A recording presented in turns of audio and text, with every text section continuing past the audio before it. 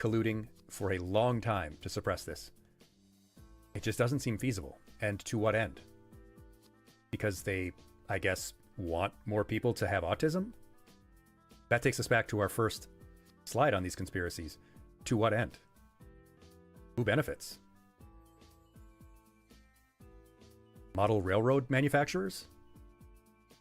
If the IPC has any reservations. Oh, I don't care if the IPC has any reservations.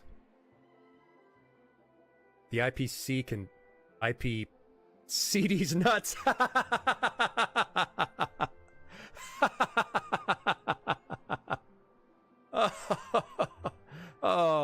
That's At the ninth bell toll, send 20 measures, 2 beats, smoke rock. I'm not gonna smoke rock. What are you, crazy? I don't do that anymore. Dang, look at that. Look at that figure she's got. Oh, I'm gonna skong! Oh! I hear Sherm. I hear Sherm. Sherm, baby, I'm coming. Sherm, sweetie. Sherm! Sherm! Holy red maiden, have no fear. 'Tis only I, Sherma. I found healing supplies, but then the way back collapsed, and I heard moaning from the dark. Oh, how thankful I am to see you. Hold your gratitude, little one. The dead are stirring. Sherm, baby, stay behind me. It's gonna be okay.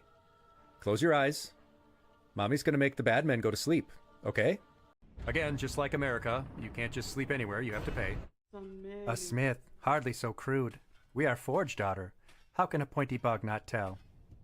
Don't call me a pointy bug. I'm a spider. I'm a proud spider. Then we'll construct them. But you'll provide the materials and compensation for our time. I will always pay you for your labor. I will never ask for free labor. But I don't actually have any money for you. I already have the Musketeer's gloves. I have like 8 of them. Stop buying me gloves for Christmas, Grandma. I want Cocker's Bad Fur Day. I heard there's a nude mode. I'm not just a pretty face, you know. You aren't even a pretty face! Got her. Bench. Oh, God in heaven. You know, Team Cherry, I've really been defending your difficulty. But what you did there is completely inhumane. Bug-ane, whatever.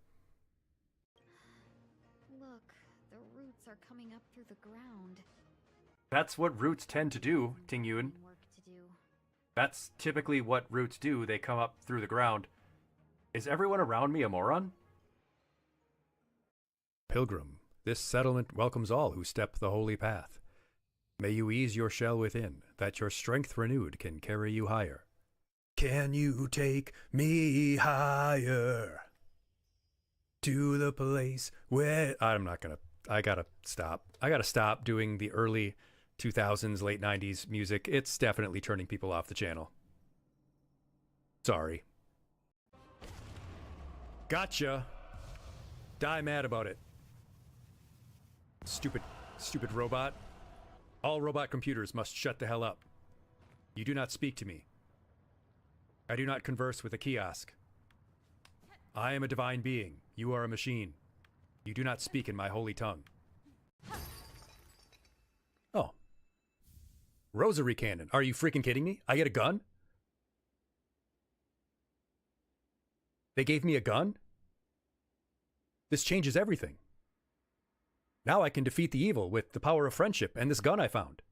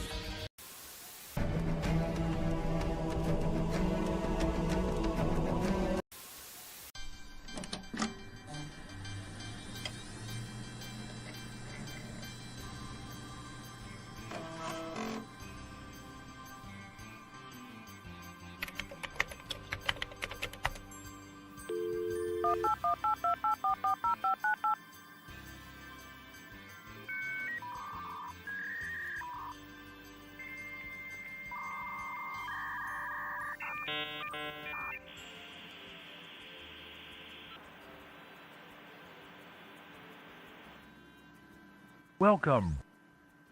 You've got mail.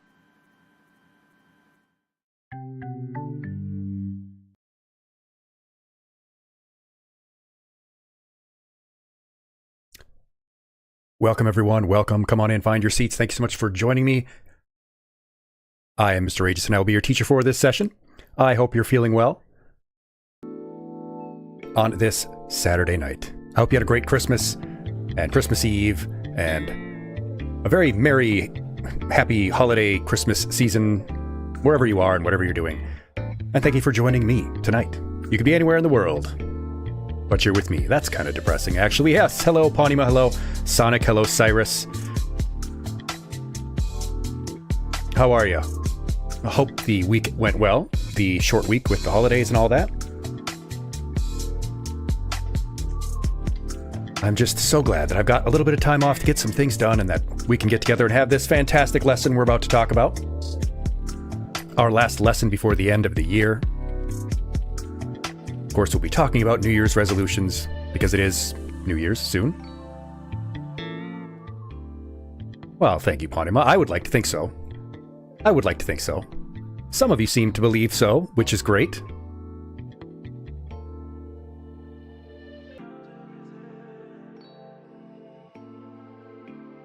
I try to do my best.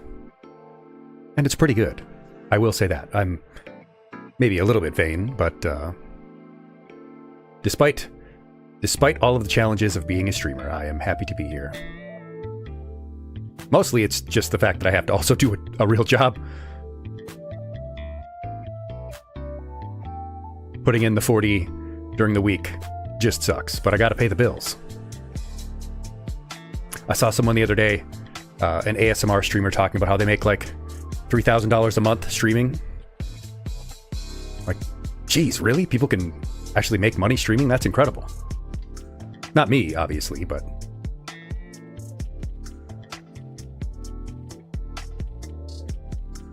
I guess I could do ASMR stuff. I mean, my voice is pretty nice. I could do that.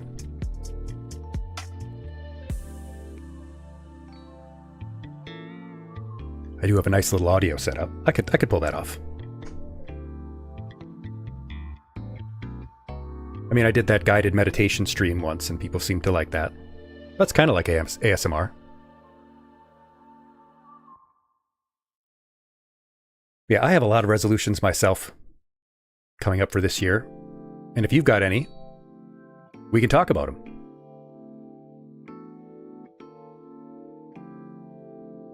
We'll get to the lesson in just a minute. We'll give a few moments for stragglers to file their way on in.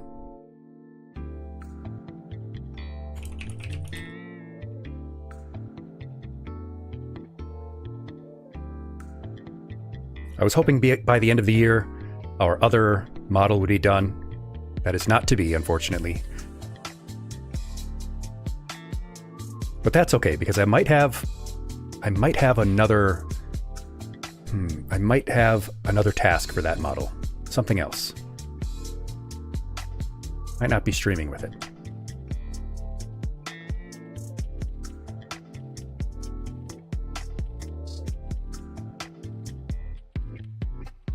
You're not really a resolutions type person.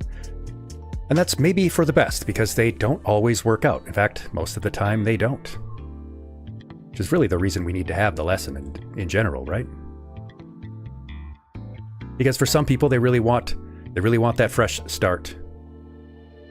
So we'll try to do what we can to help them make their 2026 a success.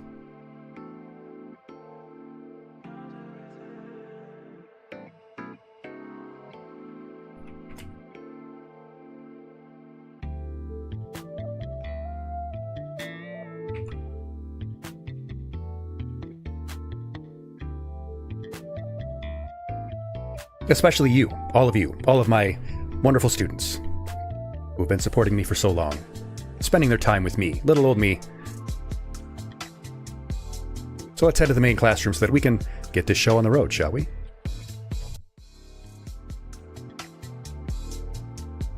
There we are.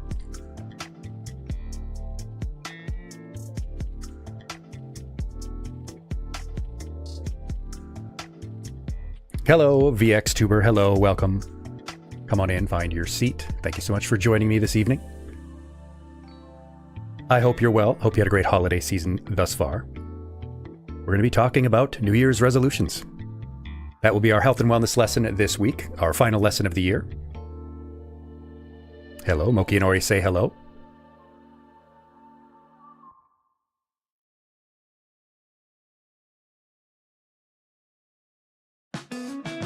Of course, it is Saturday, December 27th, 2025. We'll be having our lesson, and then we'll be playing some Disco Elysium, the final cut.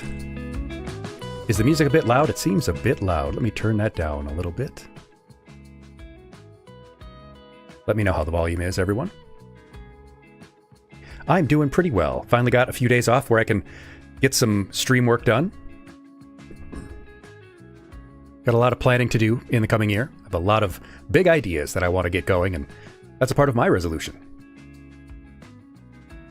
Yeah, for some reason, VLC jumped up in volume. It's not actually Winamp.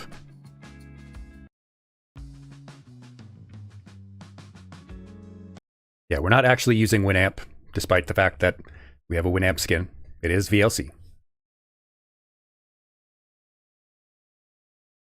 Of course, our announcements at the beginning of the class. Mind the class rules. Use your redeems at your leisure. They're there for your enjoyment. Don't need to worry about interrupting me. I'm used to it. As a teacher, this is just part of the game. Make as many clips as you like. You can use !clip or click the clip button. Ask questions, give feedback. Let me know how things are going. You don't need to raise your hand. This is our virtual classroom. It's yours as much as it is mine. As for subs and donations, as I've always told you, you owe me nothing. Nothing will ever be gate kept. This is for education and information and entertainment. If you do want to support the channel, that's amazing. I really appreciate it. You can do so. Links are in the About section. You can use your Amazon Prime free sub if you have one. You've already given Jeff Bezos your money. You might as well get something out of it. And by that, I mean supporting educational, independent VTubing. A lot of people out there claim to be doing educational content. It's not always that educational. And you never really know if the person is qualified or they know what the hell they're talking about. So I appreciate those of you who have supported our educational live streaming community here. Pick your stream avatar, of course, your little character running around on the bottom of the screen. If you need some help with that, just ask. Most importantly, though, and the best thing you can do to help out the channel is just follow along. Have fun. Share what we do with others. We are a safe for work, relatively, environment, so you can share it with whoever you like, your friends, your family, your grandparents, your old pap. Hey, check out this cool guy, pap. And you should also check out the Knowledge Fellowship. That is the educational streamer collective that I'm a part of. That is the stream team that you will see in my About section on Twitch. You will always find someone streaming something educational and informative and interesting on the Knowledge Fellowship, whether it's paleontology, volcanology. There are volcanologists in the group streaming about volcanoes. Astronomers, rocket scientists, mathematicians. There are people you can even get math help with. You can actually just find someone who is a math professor to answer your questions about math. Oh, VXTuber, is there a particular cat you would like? Because we have cats from Pokemon and from Digimon and Animal Crossing. Could be Meowth or Persian. Is there a cat Digimon? I know there's lots of cats in Animal Crossing. Any cat will do. A cat is fine too, you say? Well, let me help you out with that. There you are. All right, let me see here. All right, Gatomon.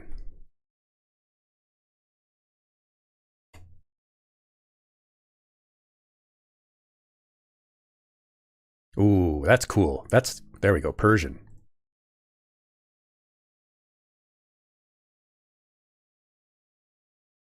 There might be a shiny version in there. I don't know. Anyway, though, yeah. I believe I am the only VTuber in the group currently. But there are lots of great streamers there. Some you might even recognize. There are people who work at NASA who are in that group. Lots of cool stuff that you can learn. But I wanted to wish everyone, of course, a very Merry Christmas and Happy Holidays from myself and our class pets, Moki and Ori. That's them there on the screen. Moki and Ori, our class ferrets. Maybe we will go visit with them later today.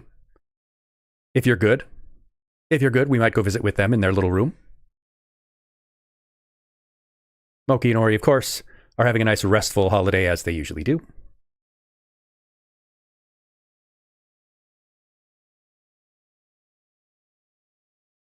And of course, I should mention that basically any support that the channel gets, it goes towards them. It goes towards toys and food and snacks, treats, vitamins for the little noodles. So when you're being mean to me, this is who you're being mean to. But we also need to do our breathing exercise before we begin, and I will tell you why we do it. We do this because, well, we breathe very rapid and very shallow in the world today. Fast-paced lifestyles, modern stress. You might catch yourself sometimes breathing very shallow, breathing very rapidly, not getting deep breaths. And that actually leaves you more physiologically susceptible to stress and anxiety. You're more likely to experience stress and be stressed out and feel anxious just because of the way we breathe. So before every stream, we like to take 1 minute, just 60 seconds out of our time to take a few deep breaths, center ourselves, relax, and teach you this lesson so that you can take this little breathing exercise with you wherever you go. This 4, 5, 6, or 4, 7, 8 are different numbers is great, especially right away in the morning. Get yourself nice and focused. It's great right before anything stressful like a test or a interview or something. So in order to do this, you just sit up nice and straight wherever you are. Unclench your jaw and whatever else is clenched. Roll your shoulders back a bit. Get yourself loose. And then I want you to take one hand, or paw, or claw, or talon, tentacle, hoof, whatever it is that you have in the end of a limb, and put it over your chest, right over your breastbone, so you can feel your heart. And then take the other hand, or paw, or claw, or talon, tentacle, hoof, tail, something that you have on the end of another limb, put it over your abdomen, just something so that you can feel your abdomen rise and fall.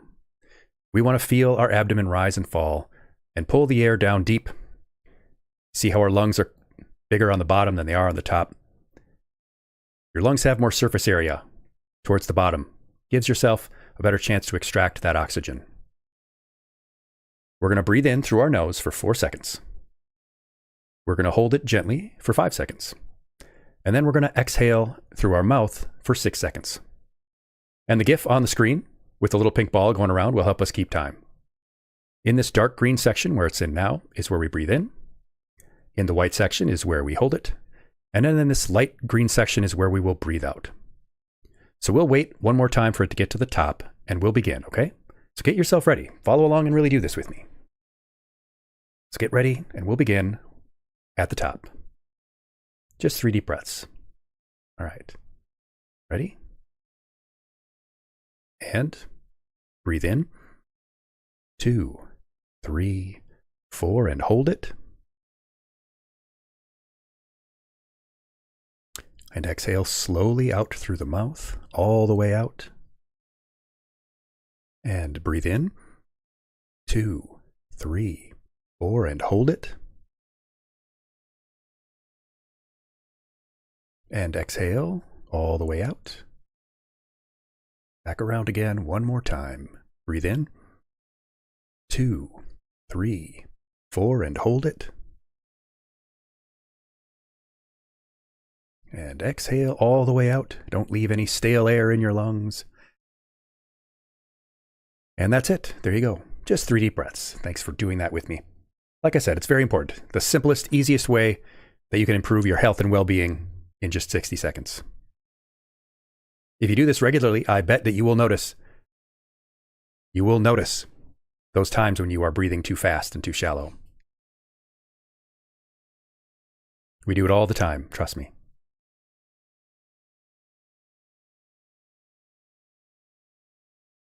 All right.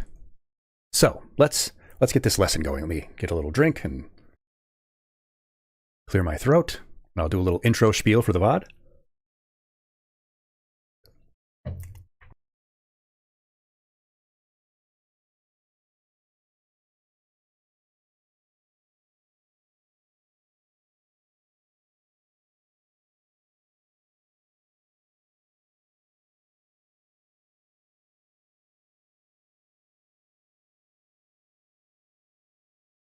Ow. All right.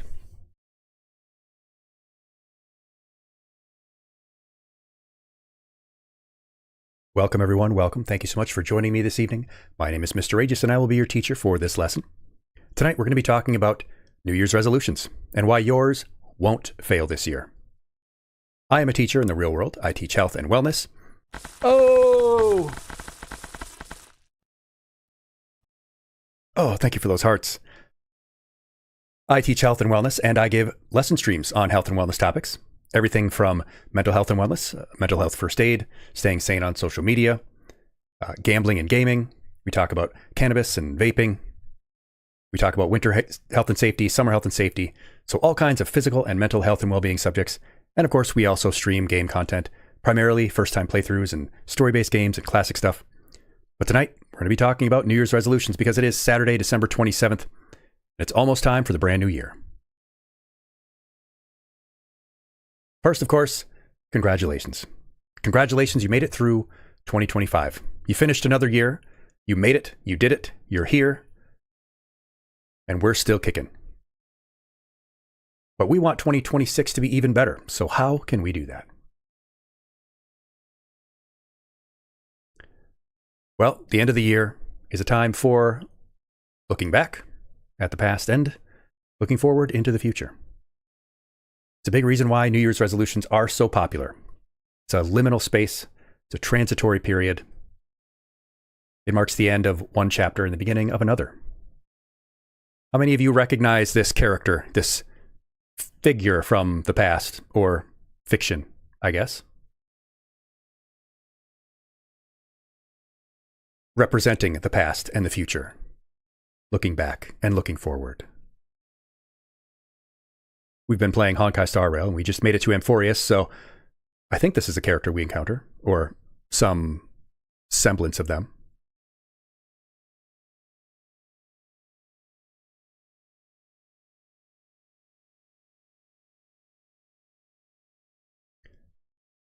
This, of course, is one particular Greek god named Janus, or Janus, the two-headed god, looking both forward and back.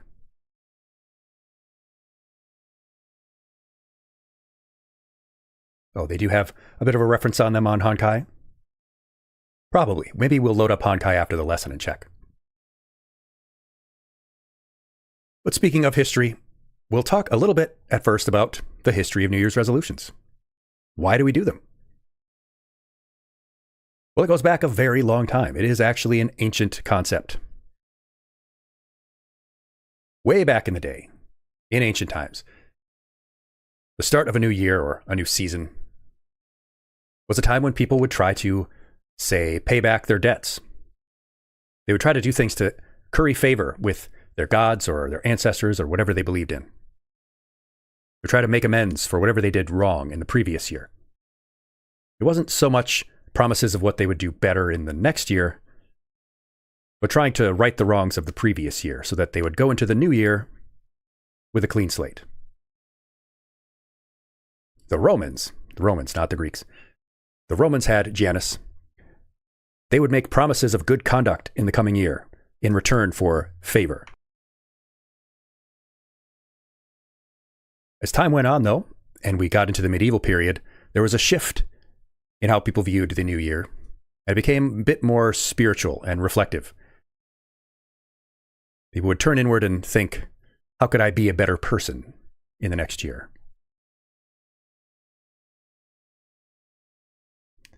As time went on, particularly as we got into the industrial period, it became a lot more secularized. And the goals people had for their resolutions or their promises in the next year started to become a lot more about practical things.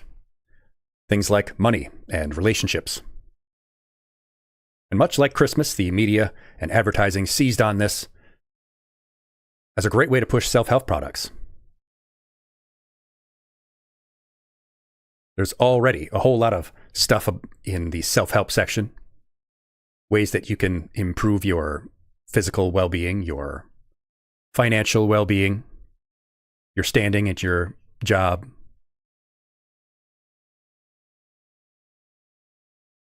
But one of the best ways they found to get people to buy their stuff was to push a negative self-perception. You can't sell self-help if you don't first make people feel like they need to change. If people don't feel like there's something wrong with them, well, they won't need your products. We see this basically in every genre of media advertising. Trying to make people feel like they are out of shape, that they are ugly, that nobody likes them, that they're dumb, that they are uncultured, they're going nowhere in their job.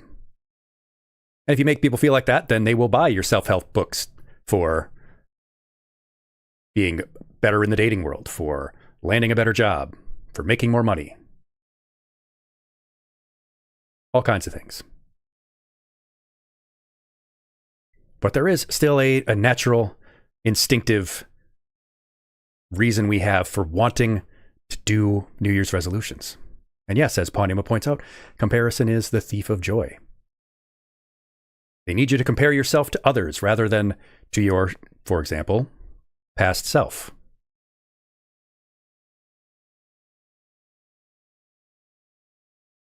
But resolutions are very powerful, at least people think they may be, because we are the stories we tell ourselves. And I don't mean that sort of philosophically. I mean that that's sort of how memory works. Storytelling, personal narratives, are extremely important for our memory and for learning. We are, in part, the stories that we tell ourselves. And a resolution is like a new chapter. A new year is a natural new chapter. Milestones and cycles, signs, seasons, these are landmarks that we attach. We attach great meaning to these. Become anchors in our story. The story of our 2025 and now our 2026. New Year's, in particular, is a literal page turner. You're turning that calendar over to a new year. It is a definitive new chapter in our lives.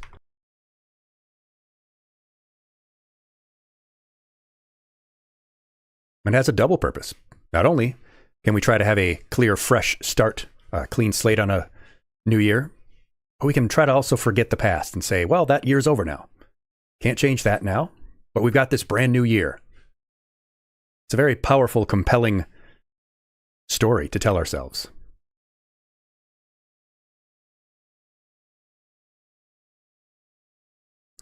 And we like them a lot. The percentage of people who say they made at least one New Year's resolution in the previous year is about 1 in 3. But almost half of people under the age of 30. So a lot of people do make New Year's resolutions. And that's just the people who admit that they did. A lot of people might not want to admit that they made a resolution because maybe they failed. And the fact of the matter is, they probably did fail. How long do you think New Year's resolutions last, class? How far into the year, or all the way through, do you think people usually get? So this will be your first pop quiz question. How far along do you think most people get into a year in their New Year's resolution? Do they succeed? Do they make it almost all the way and then give up towards the end? Do they make it maybe halfway? Empress says maybe a week to a month.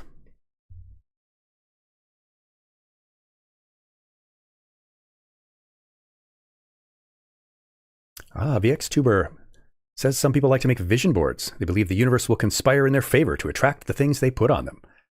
That is true. That is a strategy a lot of people do like to use.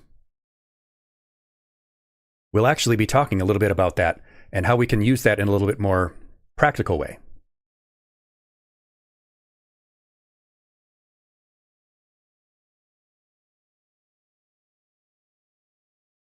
Well, about 20% of people, a little over 20, do quit in the first week. Ponima says a few months, especially for things like the gym, yeah. About 20% of people quit in the first week. About 60% quit within the first month. And up to 80% of people quit at some point within 2 years of making that resolution. With just about under 10% of people actually achieving success. That's not a very high rate of success for resolutions.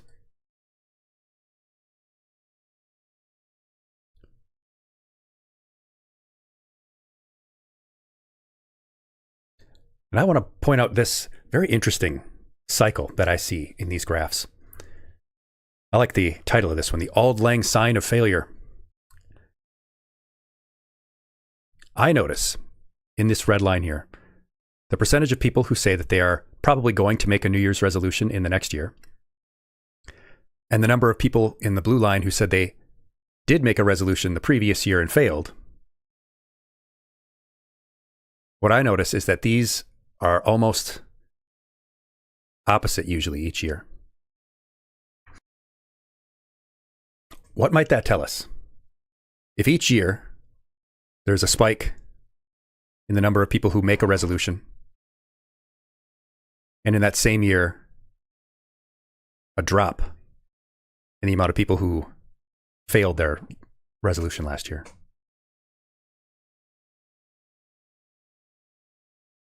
What might we interpret from that? Might not be obvious.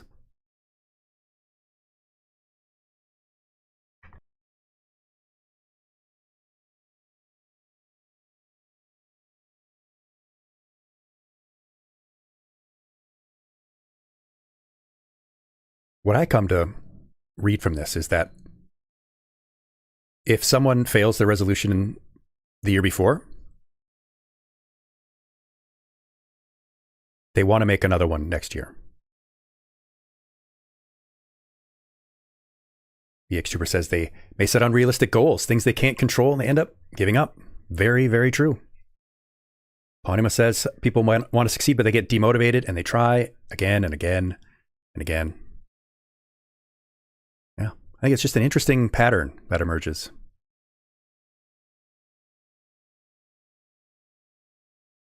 So how about you? Did you make a resolution last year? Do you plan to make one this year?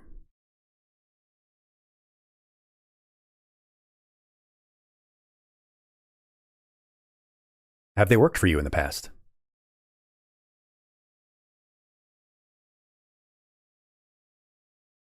And of course, what were those resolutions about, if you don't mind sharing? Or what do you think most people make their resolutions about? What are the most common resolutions, do you think?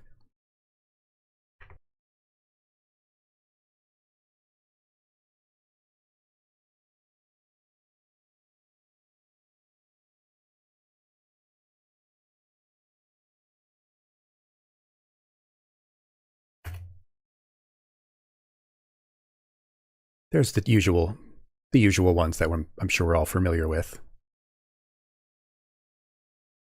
Ponima, you've never really tried to make any. Your sister has made a few, especially about relationships. That is a common one. The Vtuber, you like to. Empress would like to find a job and learn to make games and be a Vtuber. Ambitious goals for sure.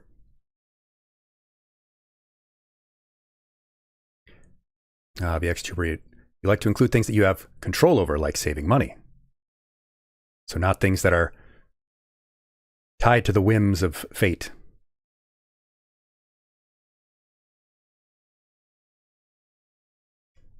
How do you think they're portrayed in the media? When there's, say, a show and some character in the show mentions that they're doing a resolution, they're working on something for their New Year's resolution, how is it usually played off? How do we usually portray them?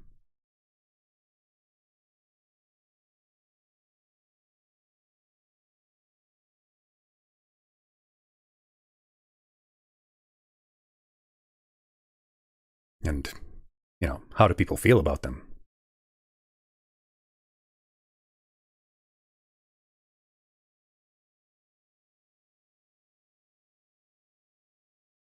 Vtuber, that's very true. Setting goals on dating, for example, is something you can't necessarily control. Might just not be encountering nice people.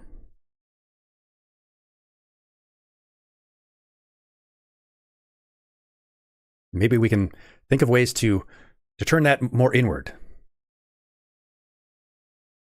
Like, not necessarily a goal for dating, but just improving yourself.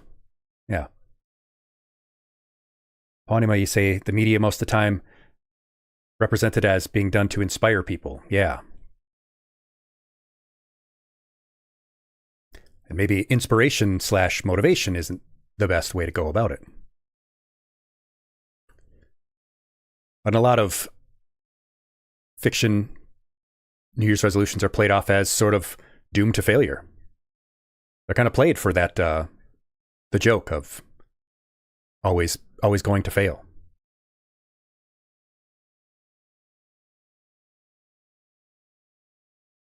But on the topic of what the most common resolutions are, here's one poll of the most common resolutions. And the number one New Year's resolution people have is to save more money. Something very practical. Eating healthier and exercising more are two also very popular ones, along with losing weight. Then there is spending more time with family and friends, which is fantastic. And then quitting smoking or reducing spending expenses. Quitting smoking and reducing spending on living expenses is another one. Yes, Pawnima. Goals that are achievable but may take a lot of time.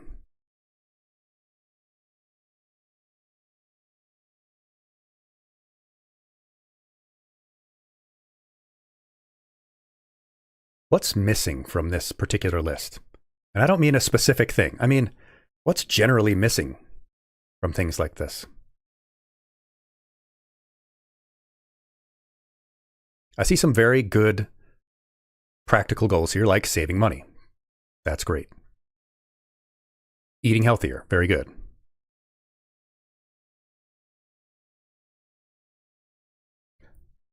When I see this list, I don't see things that are personally enriching.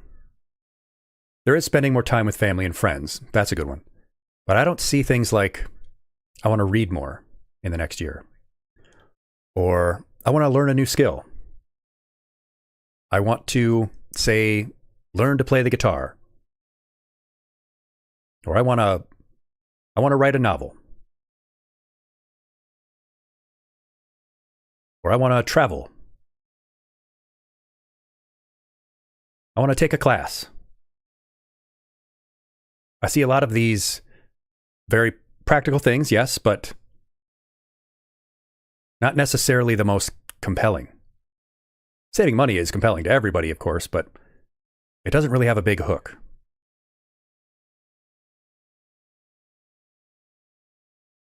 And we'll talk about why that's important. Why it's important to have these resolutions be something that has real meaning to you.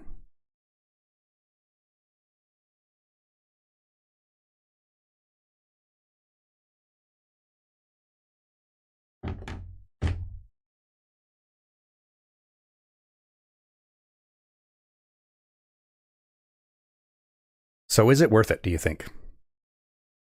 Is setting New Year's resolutions worth it, given the likelihood of failure? Do you think it's still worth it to do New Year's resolutions?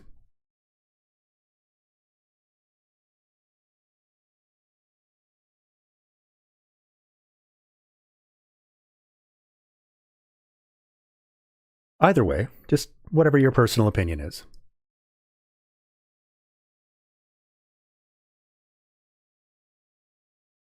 Because there is an increased risk of what I would say is failure versus setback. A lot of times in people's New Year's resolutions, they see any sort of misstep or falling short as a failure rather than just as a setback or as a barrier to overcome. They get discouraged very easily, as has been mentioned.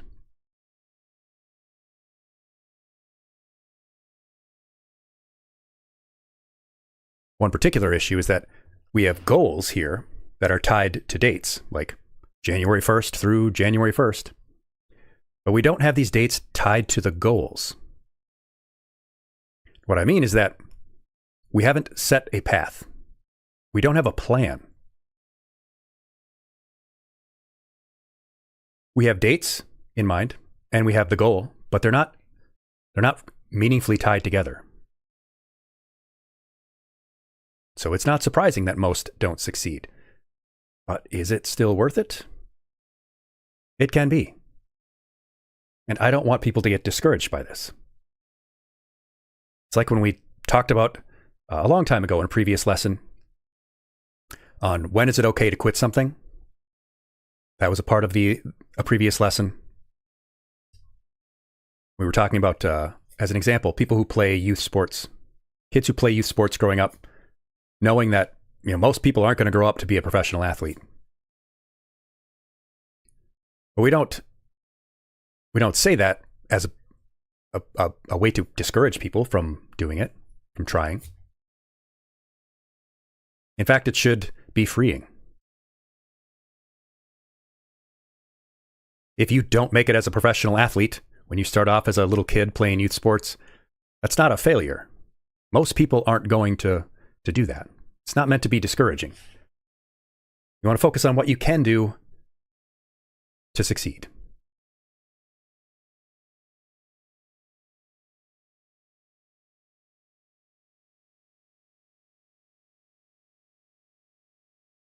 But why then do they fail? Why do New Year's resolutions fail? Number one, well, that's...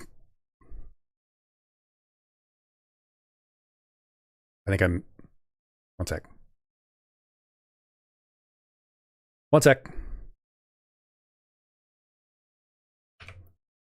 There's a slide out of place, and that bothers me with my ADHD.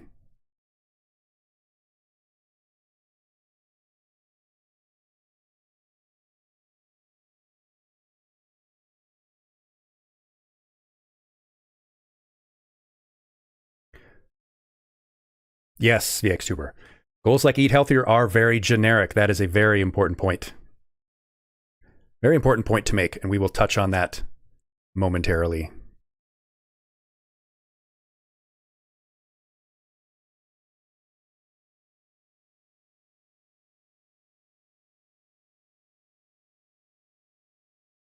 Yeah. Goals like eat healthier, save money, for example. Cool, it would be great to save money. How much are we going to save? How are we going to save?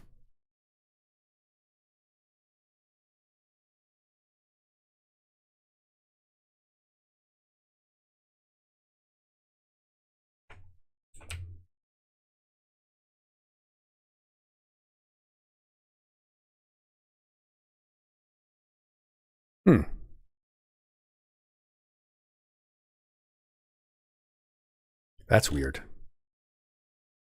A page got put out of place, but that's okay.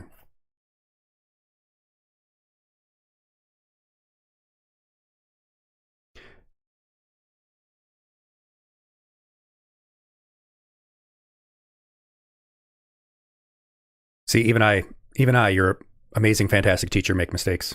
Not often, though.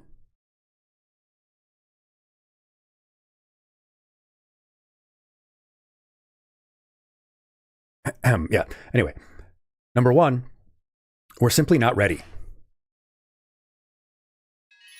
Thank you for the gold stars. Number one is that we're simply not ready most of the time.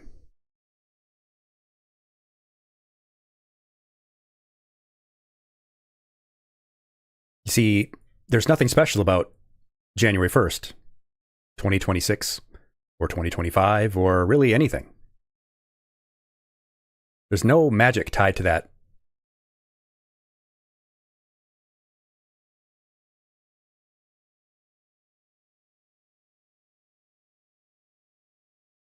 We're not taking realistic steps.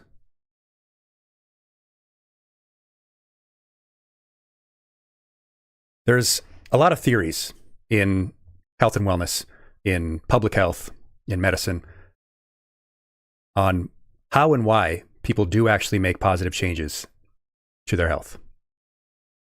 There are things like the stages of change model. But one thing that we kind of all agree on is you have to be ready to make a change. There are different stages. People might be in a pre-contemplation stage where they haven't really thought about a particular goal, something they want to do, something they want to change in their life. But it's New Year's. And a lot of people are doing things like, going to lose weight, trying to save money. And so they make a resolution like that. But they're not at a stage where they're ready to make that change or start that goal. Sometimes someone might be thinking about a particular goal. They've got something in mind that they want to do. But they don't really have a compelling reason. They haven't really told the story to themselves yet of why they want to do this. Is there a good reason why they want to save money? Why should they change their spending habits? Are they saving for something in particular? Is there something important they want to do?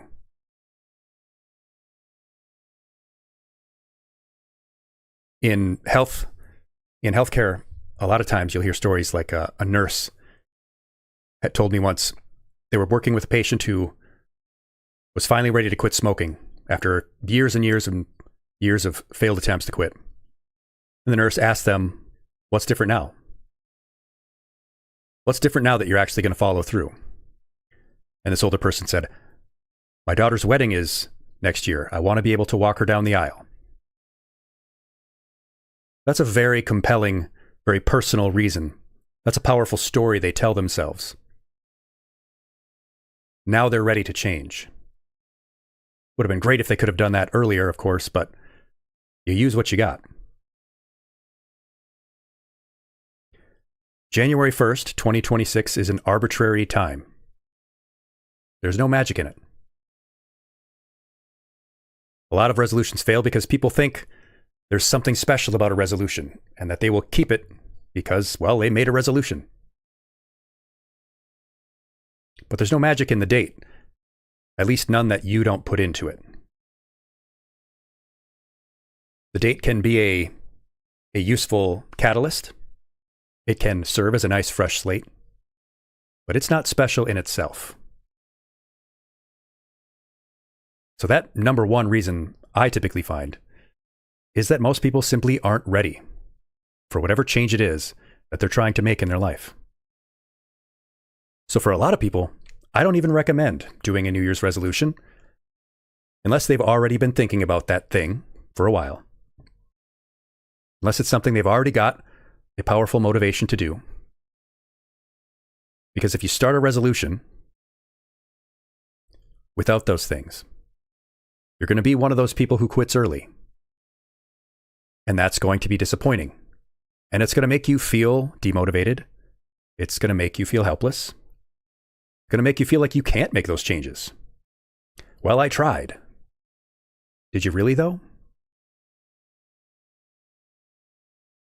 If you're not ready to start a new workout routine, probably best not to just start and then end up giving up.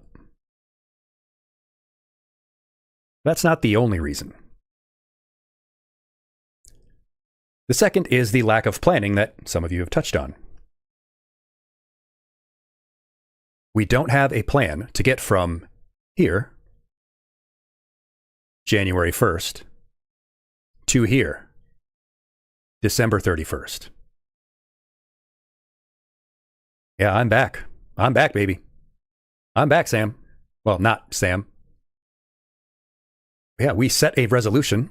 We're going to go from here, January 1st, 2026, to here, December 31st, 2026. But we don't have this roadmap in place. We just think that the momentum of the resolution is going to carry us through.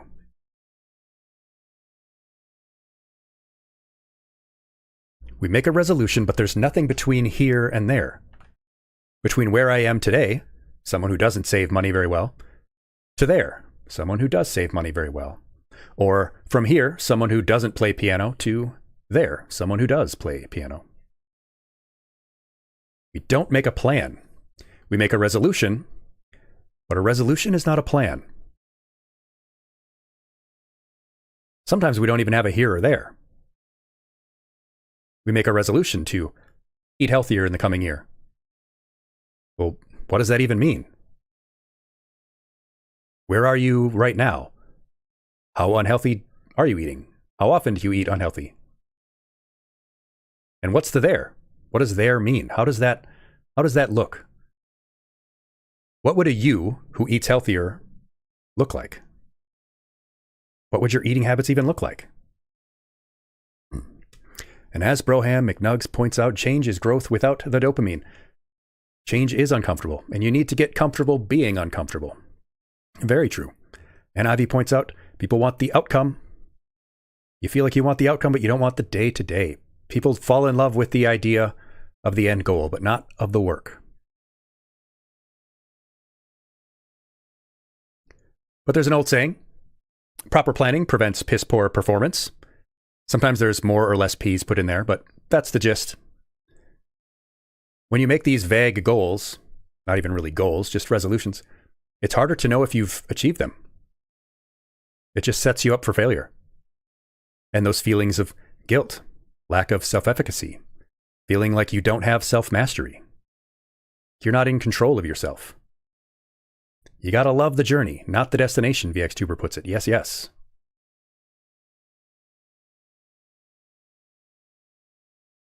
And as you've pointed out earlier, we are also very unrealistic. A resolution is not like an anime training arc. And there's some fantastic training arcs there. It is a long journey. It is not a filler episode. We have these vague goals, like learn piano or get in shape. Not only are those vague, but hey, maybe that's unrealistic. What does get in shape mean? If you want to look like, who's that super ripped 70s bodybuilder? Not Schwarzenegger. There was another one. Not Franco Columbo. I can't remember now. Yeah, if you're trying to get like super ripped and shredded, is that necessarily going to be realistic? If you want to, play Mozart, is that realistic if you've never touched a piano before?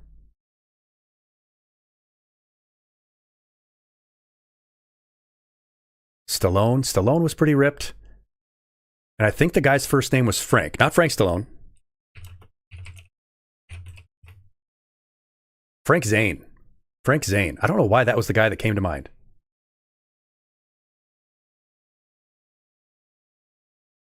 But anyway, sometimes they're unrealistic. And when they're both unrealistic and vague, not only do you not know if you've reached it, but you were never going to reach it in the first place. Because we have this belief that resolutions are somehow special. We have these special expectations. I'm going to fix all my problems next year. We think that motivation will carry us through. We're motivated on December 31st and maybe January 1st because we've got that clean slate in front of us. But motivation ain't going to get you there.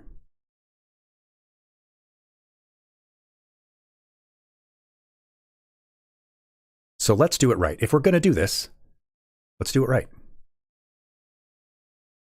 By setting a real goal creating a real plan, and turning them into habits. That is what's going to get you where you want to go. Now, if you've been in my classroom before, you know what a SMART goal is.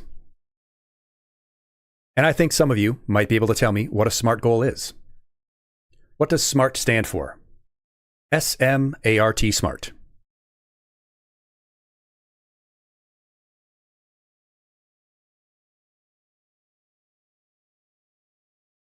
What does it mean for a goal to be SMART?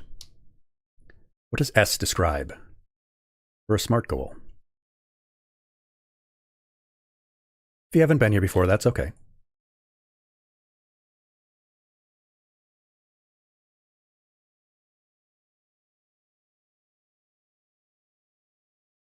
Ah, Vtuber, you got it. There we go. You need a real plan, all according to Keikaku. Specific. Your resolution needs to have a goal. Your resolution can be something vague like play piano. I want to learn piano. But you got to be specific.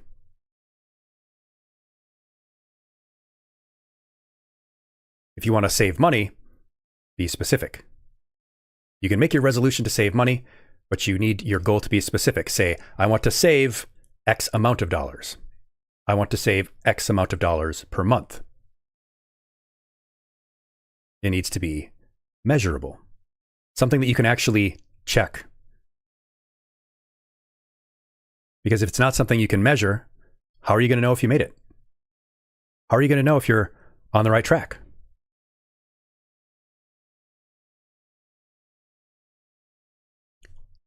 Jetstream Sam got some of them. Very good. If it is something related to, say, fitness, if you want to run more, that's something that you can do measurably. You can measure how long you're jogging for each month or each week. How far. It does need to be achievable or attainable. Either A works. Something that you can actually accomplish. If you want to climb mountains, cool. That can be a resolution. You want to start climbing. But you can't make your goal to be to climb Everest this year, because that's probably not going to happen. It could be something more achievable, like climb the tallest peak within the county you live in. Unless you live in like the region of Everest, in which case, don't do that. It also needs to be relevant. That's where we get into the goal being something that actually means something to you. And yes, time bound. Can't just be I want to climb a mountain someday. It does sound really smart, Ponima. You're right. Very smart people figured this one out.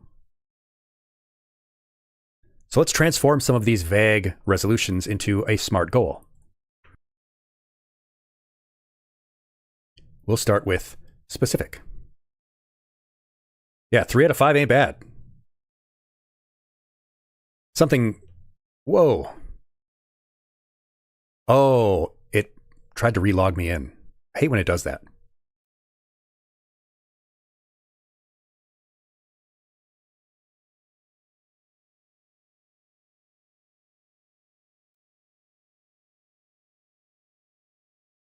Anyway.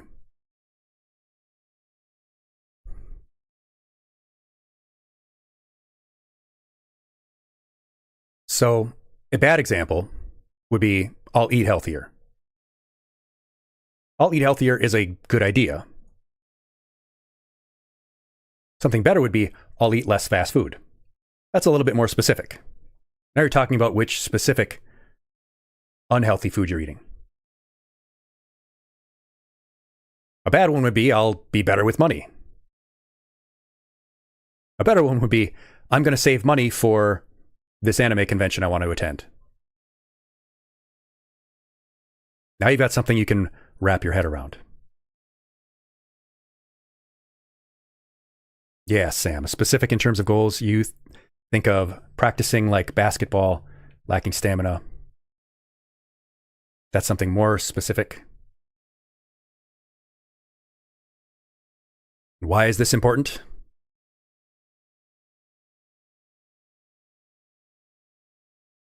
Because you got to know what you're shooting at. You got to have a target. You're going to stick with basketball. You know, there's a hoop for a reason. Ivy says, I will replace a daily soda with water. That is a very specific goal.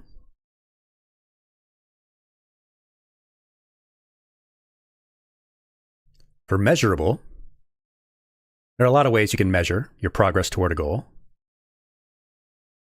If you have a specific goal, like I'm going to eat less fast food, you can measure that by saying, I'll limit fast food to 1 time a week. If you're eating fast food 3, 4, 5 times a week because you're busy with work or school and that's what you got time for, but you make a specific goal, I'm going to do that less, and you set up something measurable like once a week. You're not cutting it all the way out. Maybe that might be unrealistic for you, but you've made it measurable. Now you can tell each week if you actually met that goal. If you set a specific goal like I'm going to save $2,000 for the convention, you can measure that by saying, I'll set aside $40 a week. Sam's goal is to not have blisters on their fingers because they're building a Gundam with no nippers. Which Gundam? Which Gundam is it? And why is this so important? Well, if you don't have any way to measure your progress, you don't know if you need to make changes. You won't know if you've met your goal.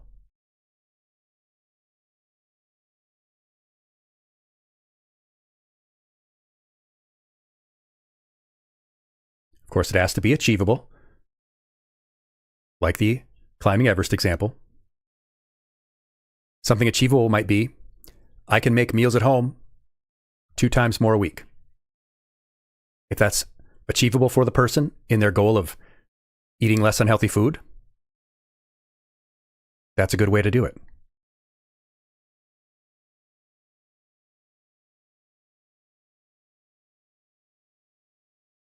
If that person's trying to save money, they ask themselves, can I free up $40 a week? Making sure to check how achievable your goal is helps you think about the how. How can I do it?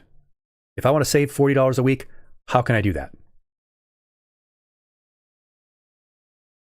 Sam, you're doing a Master Grade Zaku and the RX-78.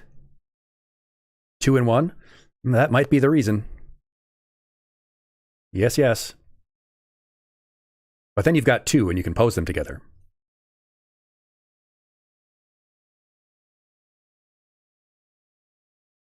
It's important because, yes, you can achieve more than you think.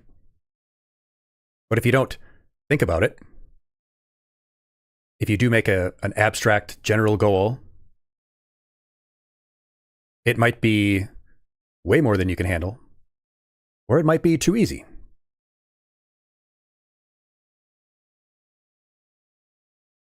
We get to a very important one, that's relevant. Relevant because there are 3 tiers here. And you see they say motivation, willpower, and discipline. Motivation is the lowest tier.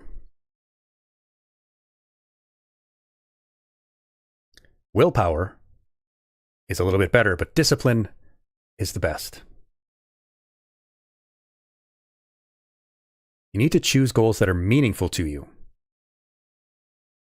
Because the more meaningful the goal, the more important it is to you, the easier it's going to be to keep going when the going gets tough. Motivation will only carry you through when it's there. Willpower can also ebb and flow, but discipline is something you have all the time.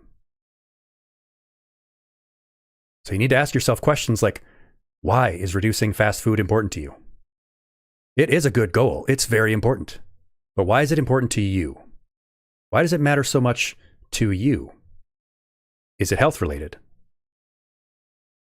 Is it about financial consequence of eating out too much? What's it going to do for you? How's it going to improve your life? How's it going to make you happier? Thinking about that is what's going to keep you going.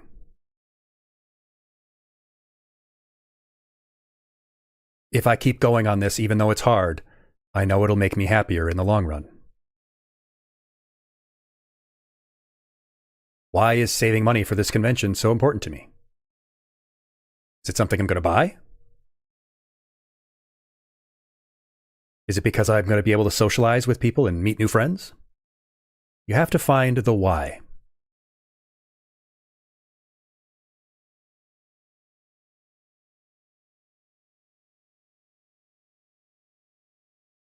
And of course, they do need to be time-bound.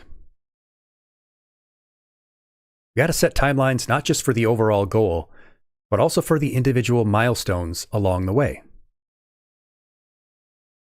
You got to think about how much time it's going to be. You got to think about how much time is going to be needed to complete this goal. Can it be done in a year? Does it take longer than that? That's okay. But you got to set that out. You got to think about that. If you are trying to save that $2,000 for the convention, you've got natural milestones. I want to have 500 saved by the end of winter. I want to have 1,000 saved by the end of summer.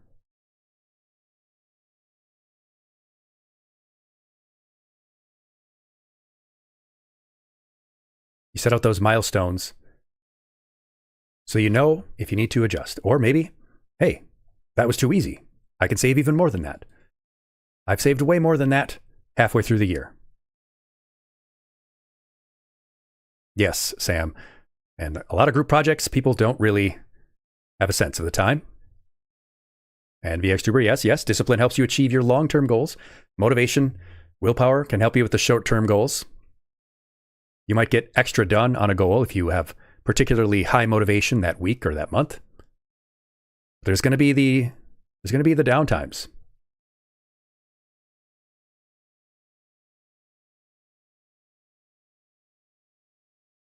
Ivy, yeah. What if your reason for doing it is an end goal? You want to eat less fast food and lose weight, but that's abstract, giving up short-term enjoyment for longer-term benefits you won't see in a long time. Well, you can break down the shorter-term benefits that it does have. Because that, like a lot of long-term goals, we see the biggest benefit in the long term, but there's still benefit in the short term. You start to feel better a lot faster than people think when you start eating healthier. But you got to put that into words somehow, into your story. And eating less fast food does mean, well, maybe you'll be cooking more. Maybe you pair that with the enjoyment of learning something new.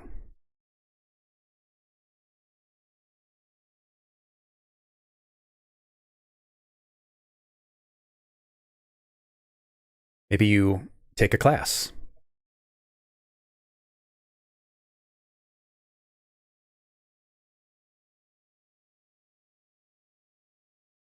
And we'll talk a little bit about rewards too and how to keep ourselves on track. But we're going to take our first break because we have been streaming for about an hour, and you should try not to be sedentary for more than an hour at a time.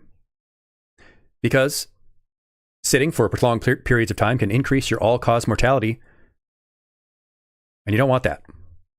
So we're going to move around for 180 seconds, just 3 minutes, so we can go grab a snack, use the restroom, wash our hands, get some water, and make sure to wash your hands because 1 in 3 people don't wash their hands after they use the bathroom. Don't be that person. So we'll take our first little break, just 180 seconds, and we'll be right back after these messages from your local station. Someone did have to do it. She did have to die. It is crazy how many people we have to kill, isn't it? It's crazy how many people we have to kill in order for good things to happen. Oh, they're kind of like platypuses.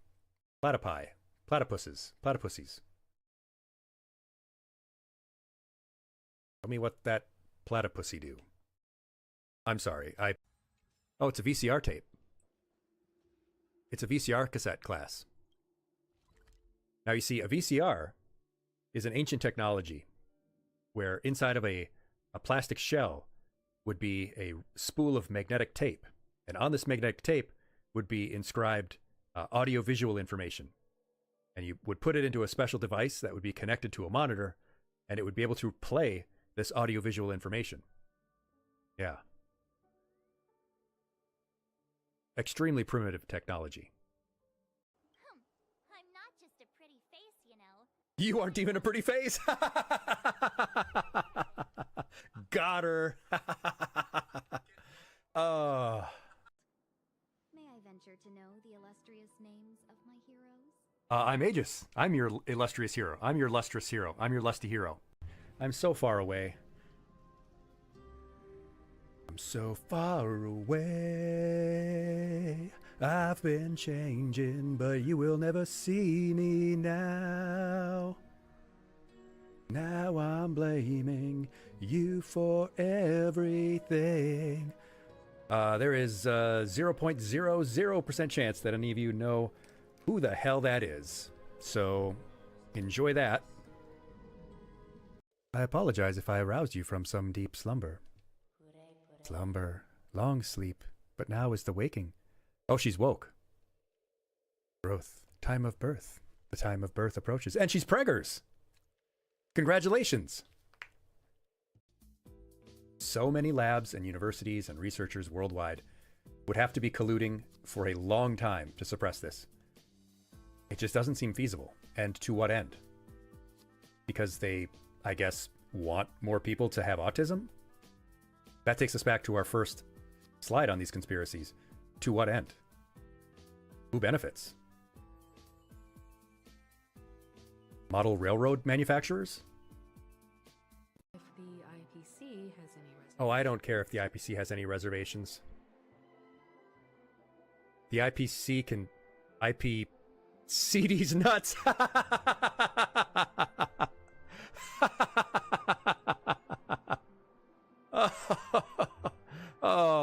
That's At the ninth bell toll, send 20 measures, 2 beats, smoke rock. I'm not gonna smoke rock. What are you, crazy? I don't do that anymore. Dang. Welcome back, everyone. Thanks for sticking around through the break. We just do our 180 seconds every 60 minutes because we want to get ourselves moving around. It's a natural place to break, and I think that we should have more breaks in school anyway. I don't think classes should be longer than 45 minutes. Ours are longer because we get to hang out and play games and stuff in between. But I think school should be shorter. As a teacher, that's my position. School should be shorter. Anyway.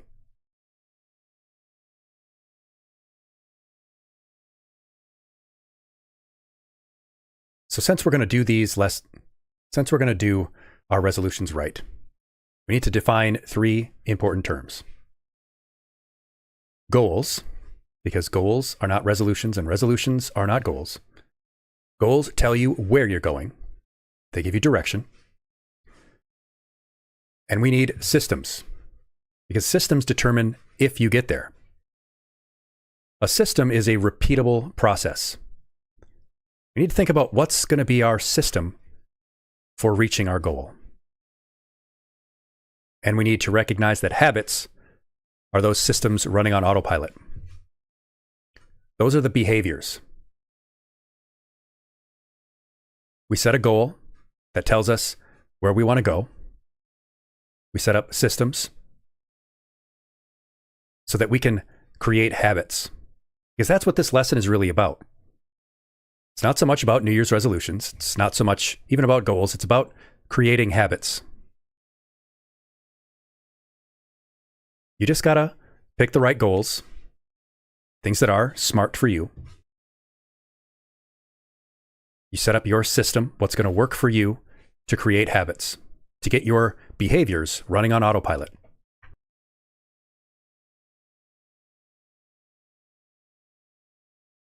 So in 2026, for me, I have a lot of goals. They're not necessarily resolutions, but I've got a lot of goals. I didn't meet my 25 goals. Not all of them, at least. I got the good new job, taking good care of my little ferret buddies, keep plugging along on my Twitch streaming. But there were other things I didn't do. I didn't work on the novel I've been writing as much as I wanted to. Didn't write as much poetry as I wanted. I didn't read more books. I didn't practice piano basically at all, and I really wanted to learn piano this year. And I fell off on all my Spanish. So 2 of my resolutions are going to be to get back to learning Spanish, and I'm going to get back to learning piano. Now, of course, I could also say I want to be a Twitch partner, but I don't know how achievable that is. There are so many things that are out of my control in that regard.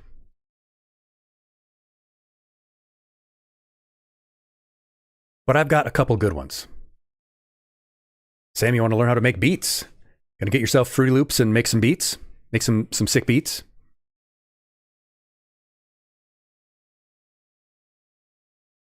Maybe I'll reach these goals and maybe I won't. But I'll know that I gave it my best shot if I set up a good system. For example, if I want my Spanish goal to be a real goal, I would need it to be smart, like saying I want to reach Spanish certification, getting the certification that says that you can speak the language well enough within 12 months. I think that's specific. It's something I can measure. It's achievable. It's relevant to me. Something that would help me in my job, something that would make me a better candidate for future jobs, something that would help me communicate with more students. And it's time-bound. Sam, you've been leaning into making Freddie Dredd-inspired beats and songs. Pawnima wants to keep exercising. Want to keep at it? Very good. Anomalisa, your goals are to put your first solo music album together and get your driver's license. I know that those are very achievable. I mean, you can do it. Fruity Loops is expensive, Empress, yes.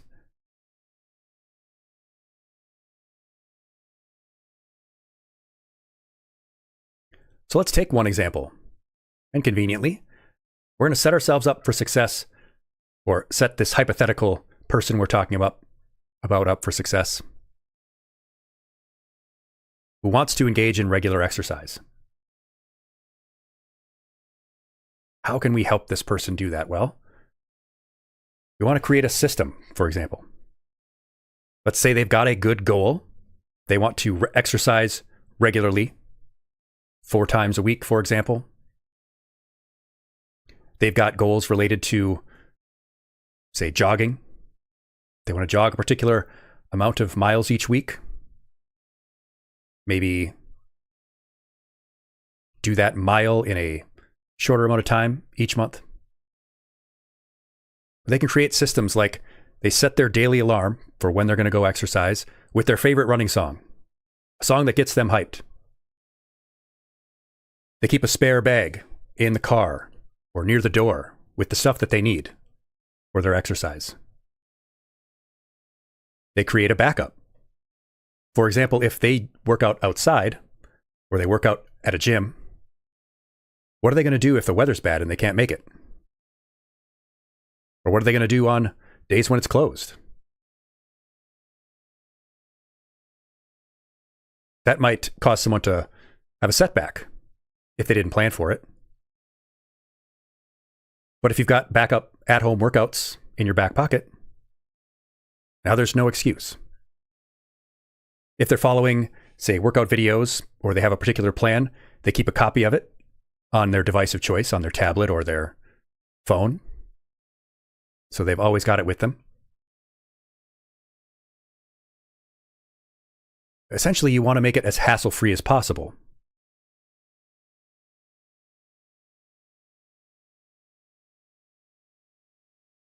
if you've got a goal of, say, studying Spanish, do you keep your study materials on your phone and your laptop and your main PC?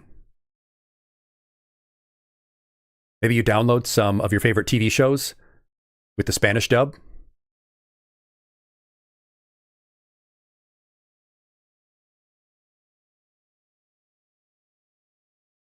You want to control your environment. Your environment plays a huge role. You want to surround yourself with cues. Now, this goes back to what we were talking about earlier with those vision boards. A lot of people put some, say, metaphysical importance on them, manifesting their goals. But this can have a practical effect too. If you surround yourself with reminders, with cues, posters of a guitar, your wallpaper being a favorite musician, not your house wallpaper like, your phone or laptop or whatever. That vision board might include milestones. A little checkbox where you can check off where you've successfully been able to play your first song, your first simple song on guitar. Those cues can be reminders. They can be motivation. It can help make you think of yourself more as a person who does those things. Consider convenience whenever you can. How can you make it more convenient for yourself? Keep the good things close at hand. If it is something related to studying, whatever it is you're studying, keep those materials within arm's reach at your battle station. You want to make bad things more time-consuming. If your goal is about quitting a bad habit, smoking, for example, or buying too much online, doing too much online shopping, make it less convenient to do those things. Log out of all your shopping sites. Don't save any passwords. Make yourself have to go through the process of logging in, doing your stupid 2FA, MFA authorization to get logged in. Don't save any credit card information. Clear all that stuff out. Make it inconvenient.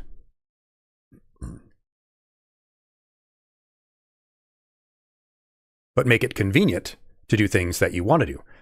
I have this little cheap keyboard that I got, and I've set it up right next to my battle station today. So now when I'm bored, I don't really have any excuse. I can just swing that thing over and open up the piano website.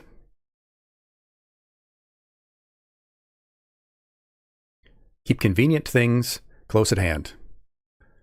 Keep the things you want to work on close. And remove things that are going to be barriers.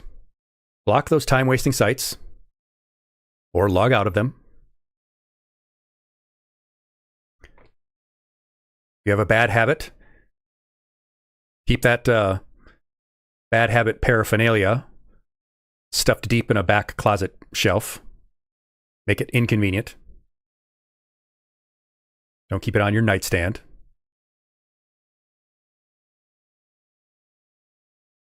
You need to keep away Discord and stuff when you're writing songs.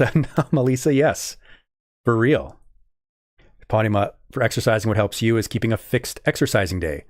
Go to the gym 2 days a week at the same time, and you have a backup at home exercise. That is perfect.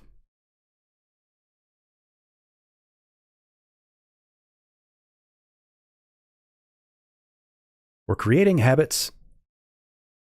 You just got to start small. For example, if you want to write more, start writing 1 paragraph a day. If you want to study something, study 30 minutes or even less. Or if you want to spend less time on something time-consuming, you want to spend less time on something negative, you want to spend less time playing gotcha games, start by cutting 30 minutes off. Make it small and achievable and convenient to do. Something that doesn't feel like a huge sacrifice. And then build gradually from there. Some people can quit things cold turkey. There are things that I've been able to quit cold turkey and things that I certainly couldn't.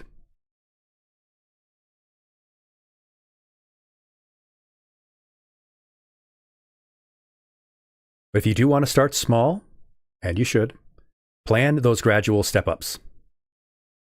Start with that 1 paragraph a day and then go to a page a day or 2 pages a week or whatever is going to work for you. If you find that a step up is too difficult, adjust. Don't stop, don't quit, but just adjust. This goes back to that setback versus failure thing we talked about earlier. If you try to increase the amount of time that you're jogging and you just find that you can't do it, you just can't find the time, you're just not able to do more, adjust fire rather than feeling like you failed. When you started this goal at the beginning of the year, you didn't know if you would be able to make it for sure. So it's not a failure if you haven't made it by the end of the year. It's only a failure if you gave up. And even then, it doesn't have to be a failure. If it's something for personal enrichment, like those goals we talked about, say reading more, socializing more. If you didn't read 10 books in the year like you wanted to, but you read 5, did you really fail? You still read 5 more books than you did the previous year. If you only went to 5 parties rather than 10 like you wanted to when you made your goal of socializing more, you didn't fail if you did socialize more. That's where resolution can be generally helpful. You made a resolution to read more, to socialize more. Your goals were specific, measurable, achievable, relevant, time-bound, etc. Your goal might have been 10 books. You shot for the moon. You didn't make it, but you still read more than you would have otherwise. Your resolution was still a success.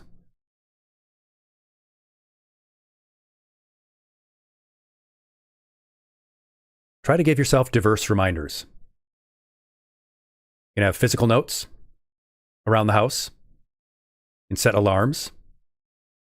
You can put it on your schedule. My Google Calendar schedule is jam-packed with all the stuff that I need to do each day. Exactly, Anomalisa Keys, the old black and white thinking telling you that it's failure when there was still progress. Most importantly, though, just do it. Just start. Don't let perfect be the enemy of good. Make it first, and then make it good later. The cliche is that 10% is infinitely more than 0, but it is. The person who starts today and does 10% of what they want to do is infinitely better off than the person who wants that same thing and doesn't do it at all.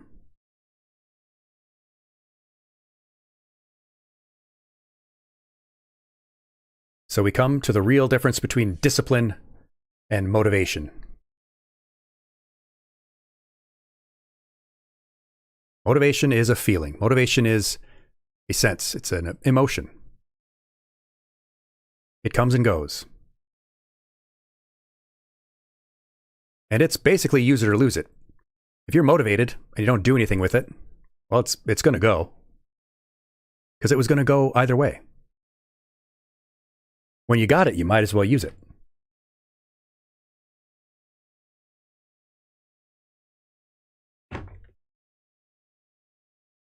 But you can't rely on it. You can try to create it. You can try to keep motivation high. You can try to keep motivational reminders around you.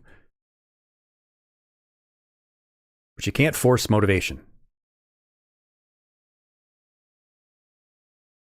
I have pretty strong ADHD, and that really relates to me.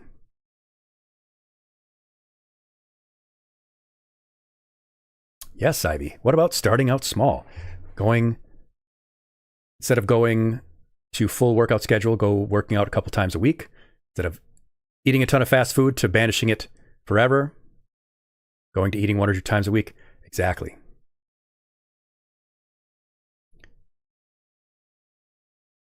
That's actually something I incorporate when I give people workout advice.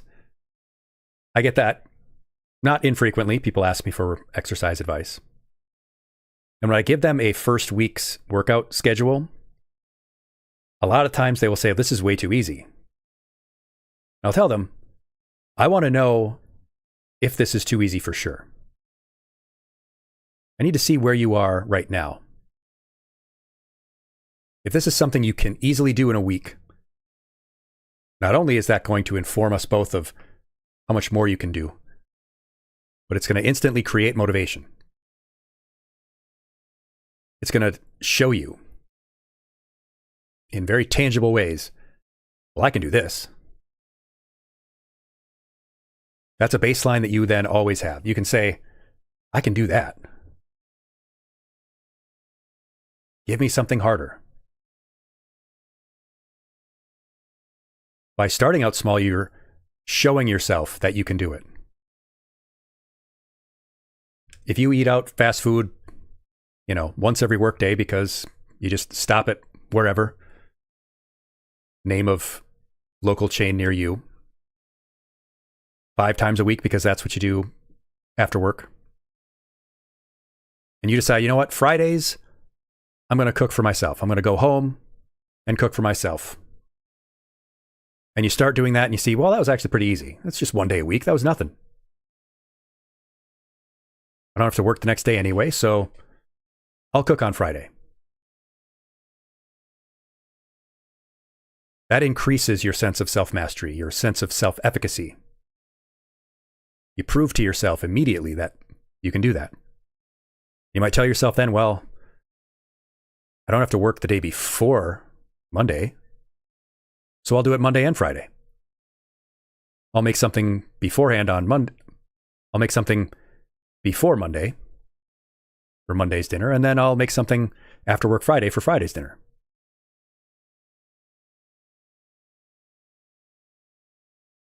And now you're eating out 2 times less per week. You've cut 2 out of 5 days out of your week of eating fast food. You're eating fast food 40% less right off the bat. This actually helps you create discipline. Because discipline is basically motivation in action. It's a behavior. Motivation is a feeling. Discipline is a behavior. It creates motivation. Each day that you do the thing you need to do, studying, practicing, cooking, exercising, reading, each day that you do it gives you a benefit that's much greater than just that one day. Because every day you do it increases your motivation. Tells you that I can do this. I did it yesterday. I can do it.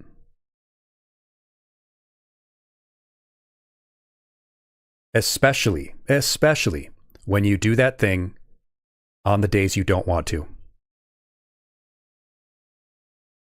There's very little feeling better. I mean, there are some really great feelings in the world, don't get me wrong. There's very little better feeling than completing a good exercise routine on a day where you really didn't want to. You really didn't want to exercise today. But you go out and you do it.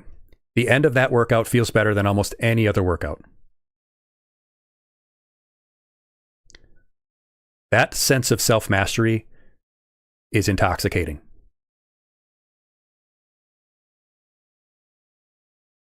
How good you feel when you do something you didn't want to do.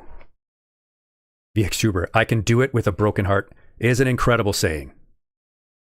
It does make you feel invincible, Ponima. Empress, you're learning it the hard way as long as you are learning it.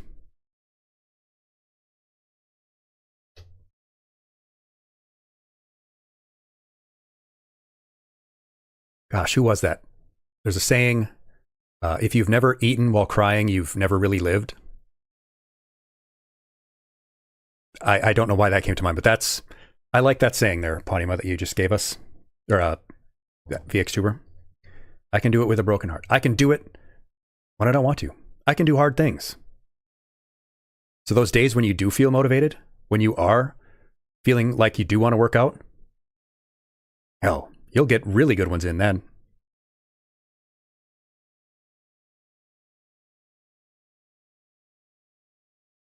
Self-mastery. That's what it helps create. Actions increase your motivation. They increase your confidence. And the more confident you are, the more motivated you are, the more often you do the action. And the more actions you take, the more motivated you feel. Creates an incredible feedback loop. This gives you the repetition that becomes an identity. You stop being a person who wants to speak Spanish to being someone who speaks Spanish. You go from someone who wants to play music to someone who plays music to a musician. Becomes your identity. Because we are what we repeatedly do. We said at the top, we are the stories we tell about ourselves.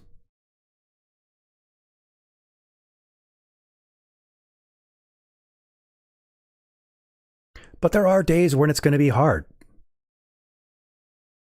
So how can we help keep ourselves motivated? How can we give ourselves a little boost? And how can we reward ourselves when we do a good job? Positive reinforcement, never negative reinforcement. Don't punish yourself, but give yourself the occasional reward to remind yourself of your progress. This also helps improve your confidence.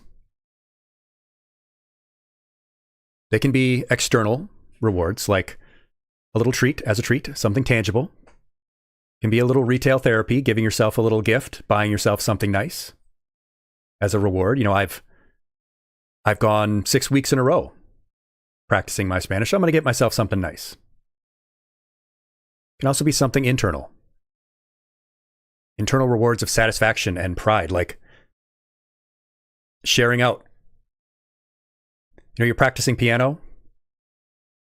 You're not very good yet, but you can play a few chords. Share that out. Post that in your Discords, in your socials.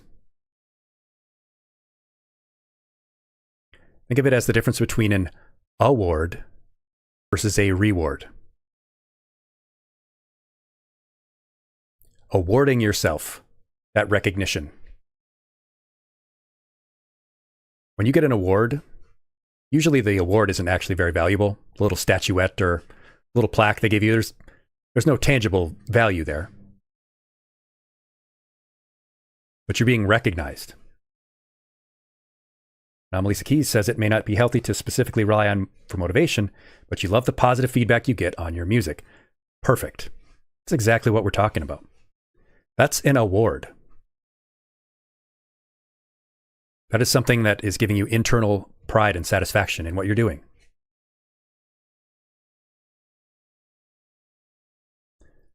They're good for short-term goals because they encourage repetition. Say if it's something related to grades. We haven't talked about grades as a goal yet, but something that's related to grades. After you get your first quarter grade or your midterm grade, and that comes in really good, and maybe you buy yourself a game. Buy yourself something that you want. Yeah, that's sort of the external. Yeah, it's not the most powerful of motivations, not the most powerful reward. But it's still you recognizing that you did a good job and you deserve recognition for it. Let's say we turn that longer term goal into a reward. You can do something that will remind you of your mastery.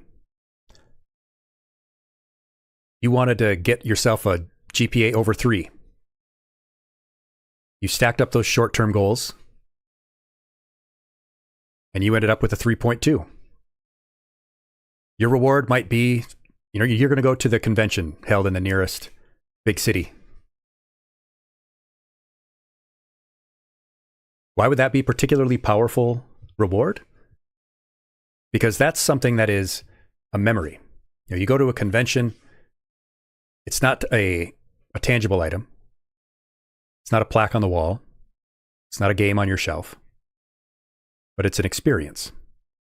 And you'll always remember that the reason you went is because you got your GPA goal. It will be a powerful reminder that not only did you deserve that you earned it, but it reminds you every time you think about that convention, every time you think about the memories you had there, reminds you that you did it. You mastered whatever it is that you were rewarding yourself for. That feeds into your future goals. That feeds into your future resolutions. You remember, I can do hard things. I did that. I can do this next goal. Of course, you want to avoid over relying on it, as Anomalisa Keys said. So you do want to shift from external to internal as much as possible. Nothing wrong with external rewards. Nothing wrong with little gifts and rewards for yourself like that. But try to make them more internal. They're more powerful. And try to focus on the process. Yes, you can have big rewards for meeting your overall goals in the end, the outcome. But try to stay focus processed. Focus processed, but try to stay process focused. Reward yourself more, say, for example, being consistent in your practice rather than an outcome. Not so much on how many new songs you learned, but did I stay consistent in my practice? It would be better probably to reward yourself for a month of consistent practice rather than setting a goal of how many new songs you learned.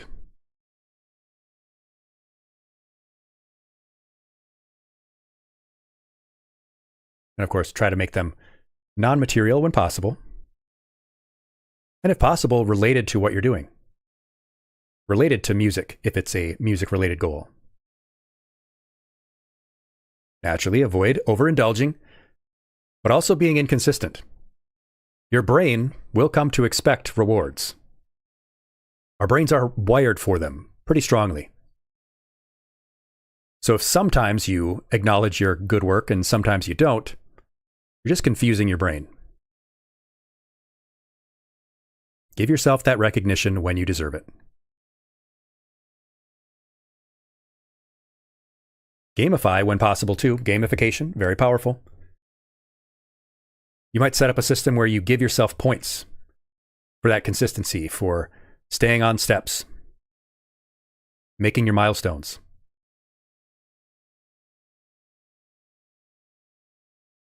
It's also a good possibility to connect with others, involve others in your rewards. You might make a reward of, I'm going to go to the theater. I'm going to go watch a movie. I'm going to go watch that big new blockbuster. I'm going to go with a friend because I met this goal. Or I'm on the right track towards my goal. Other people are now involved in your goal, in your reward.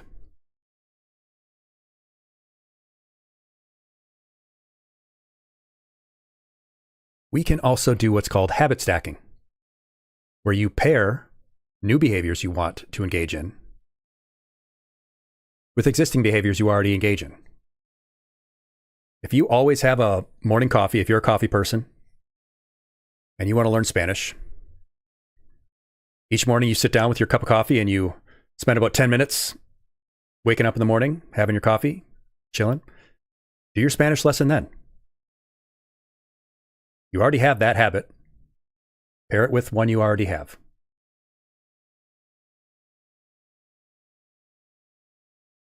If you play a particular game 5 days a week, you are a big-time League of Legends player. I don't know why you would do that to yourself, but put your drawing practice before your daily gameplay. I'll draw for 10 minutes before I play.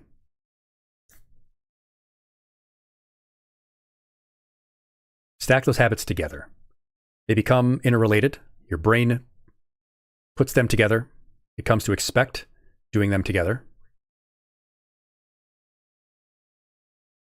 Starts to enjoy doing them together. Yeah, coffee and writing lyrics, Anomalisa Keys. Exactly.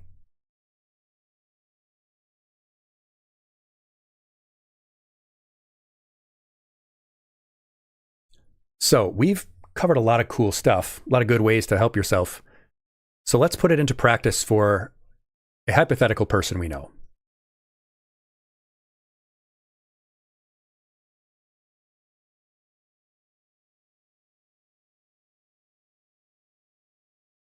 This is the symbol for Blender. I don't know Blender. It would be cool to learn.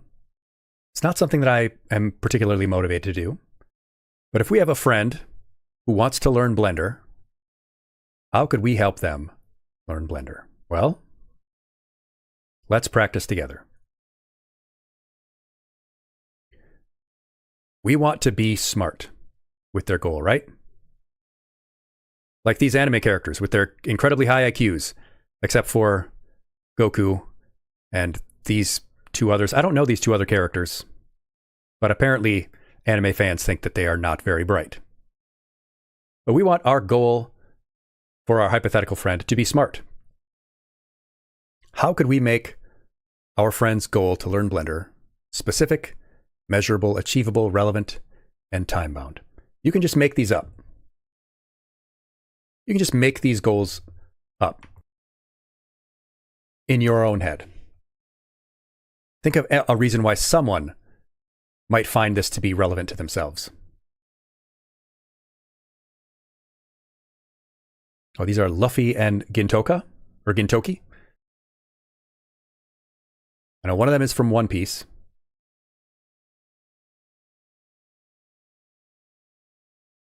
Maybe they both are, I don't know. I know we've got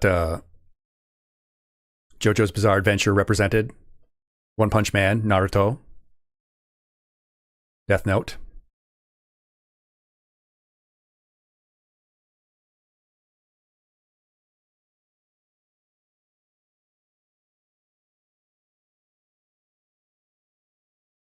So if we had our friend who wanted to learn Blender,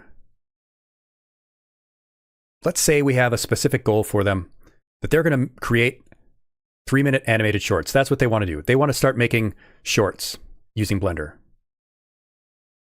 Maybe they have an idea for a little short animated webcomic. That could be our hypothetical. So by the end of the year, they want to be able to create their own 3-minute animated shorts.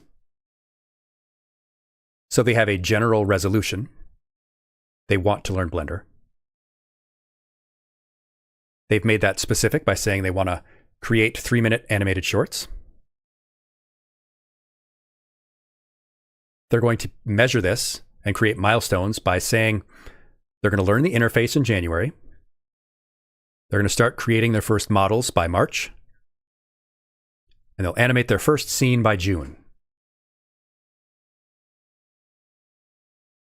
That doesn't take them all the way through the end of the year, but that's okay. Because by the end of that first half of the year, they can see how far along they are, and they can adjust. Maybe they're already farther along than that by June. Maybe they're not, and they just need to give themselves more time. But they've made it measurable. They've set milestones that they can compare to. Is this achievable or attainable? Well, they asked themselves, how much time can I give? And they decided they can dedicate at least 1 hour every week to just studying Blender. Maybe it's a half hour twice a week. Maybe it's 1 hour each week. Maybe that's just the baseline and they try to do more. Is it relevant to them? Well, They have this goal that they want to create their own shorts, but these tech skills would be really great for their career goals. Maybe they want to be an animator. Maybe they want to work on television. Is it time bound? Yeah. They've got their overall goal of the end of the year, and they've got some timed milestones.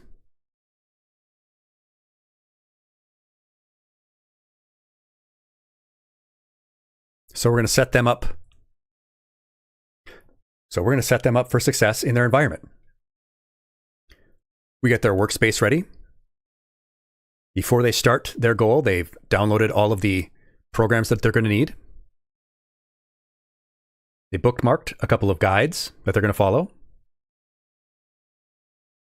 They've stacked with their habit of drinking coffee every morning. They're going to try to do their practice with their morning coffee. They're going to start small. They're going to do little 10-minute tutorials that they're going to watch and follow along. They're going to help to make these habits for themselves by doing it consistently at the same time in order to turn a routine into a habit. We have a system set up. We started with a resolution, very general. We turned it into a goal. We set up a system. And that's going to give them a routine that eventually becomes a habit.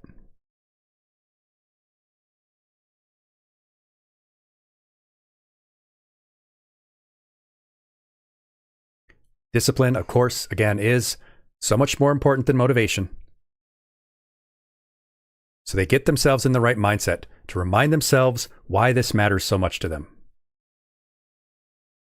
Maybe they create that vision board.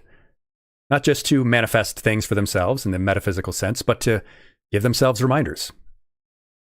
If they put on that vision board characters from their favorite animations, some of their favorite animators, they write some of their own ideas, gives them cues, keeps them focused on why they want this. Why is it important? Because when motivation is low, if you still commit to that 10 minutes at least, that will give you the motivation next time. I got to find a way to fix that. One of these programs does the thing where it checks if you're logged in. Ugh.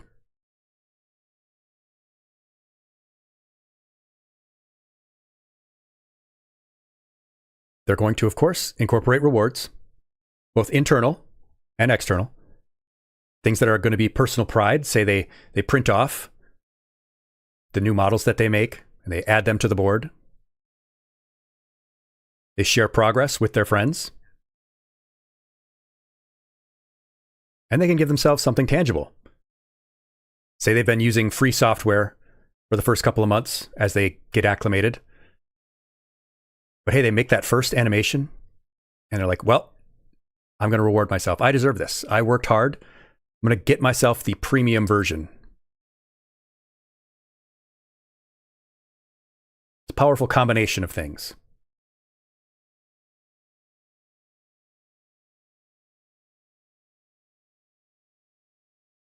Of course, we also need to help remind them to accept that there will be setbacks.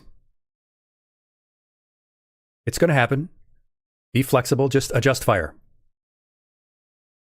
There's a fine line between holding yourself accountable and condemning yourself, judging yourself. Yes, you should hold yourself accountable. If you're not being consistent, if you're not doing the little things you need to do to move yourself towards that goal, yeah, you should hold yourself accountable. And it's okay to chastise yourself a little bit. More important, though, to think about what you can do to adjust. You're only judging in the sense of figuring out how you can improve.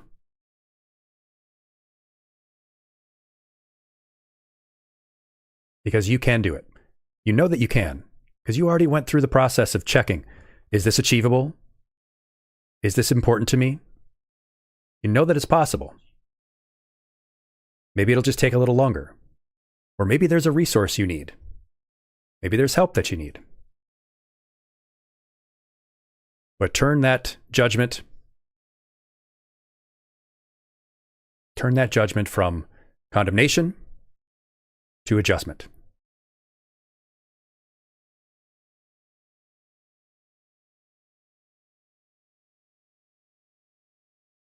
So what are your New Year's goals? If you have some. You may have mentioned them at the top. Have they changed at all after our conversation?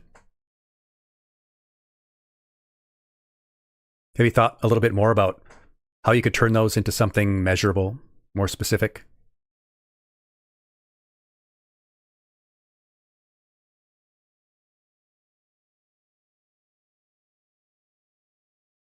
Or maybe you've decided, hey, you know what? Resolution isn't what I need. I need to spend a little bit more time thinking about my goals, what I need. Honestly, if you decide not to do a resolution and you say, I'm going to start something January 6th, that might be even better. You've bucked the trend. You've said, I'm not going to do a resolution. I'm going to do it on the 6th because that's the day I'll be ready. Now, Melissa, you're going to stick with yours, but think about how to organize and plan them more. Yes. Lesson made you think better about how to set your goals, Pawnima? Very good. You'll need to plan a little bit better after the class, Vtuber. Good. If January 1st is the day that you're ready, perfect. If not, find the day that you will be ready.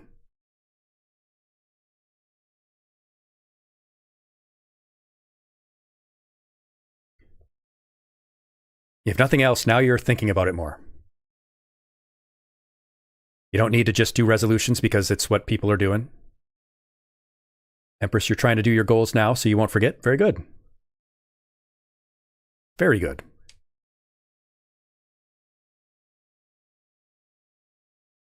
That was my goal with this lesson, was just help people think a little bit harder about it.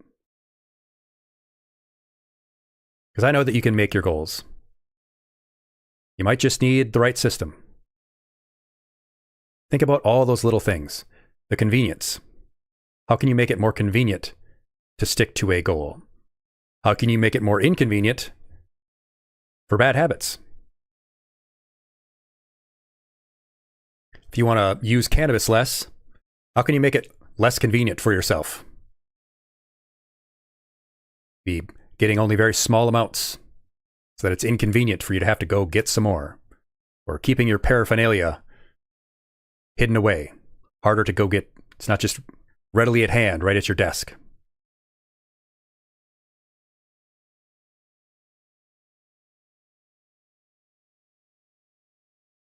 What can you stack those habits with? All those little things that you can do. Yes, maybe do more activities that aren't as easy to do when you are under the influence, Anomalisa Keys. Exactly.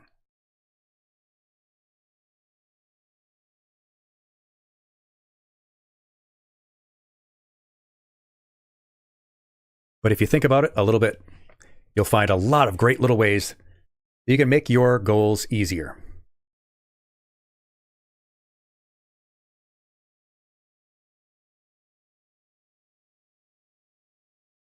Whoa. And if you don't have any, that's fine too. Something will come up in the year that will be important enough to you, that you'll be ready to do, and you'll have this lesson to fall back on. So if you've got other questions, if you want to chat a little bit more about it, let me know. Ask away.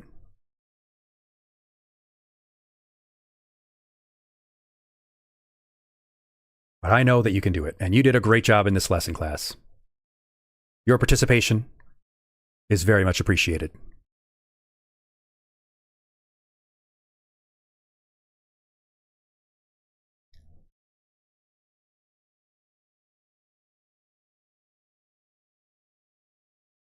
since we're here, I should mention also what we're going to be doing in the near future.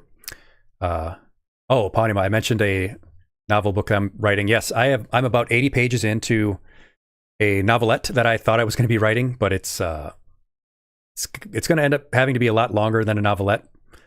We're about 20,000 words in now. It's sort of a modern fantasy, supernatural world bleeding into the normal world. And our protagonist has a strange encounter with an otherworldly being, starts questioning reality. That's where we're at.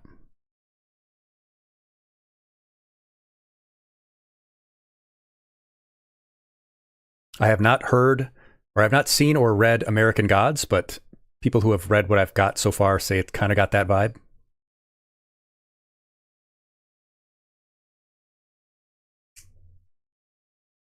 Yeah, and of course I've got Spanish that I need to do, and I need to work on my piano practice. I got to do more stream stuff. I've got to be more social in my streaming. I need to find people to collab with. I primarily do mostly these lessons and just single player story games. I think I would maybe be a little happier and encounter new people and meet new potential students if I did more collab work, did more multiplayer games.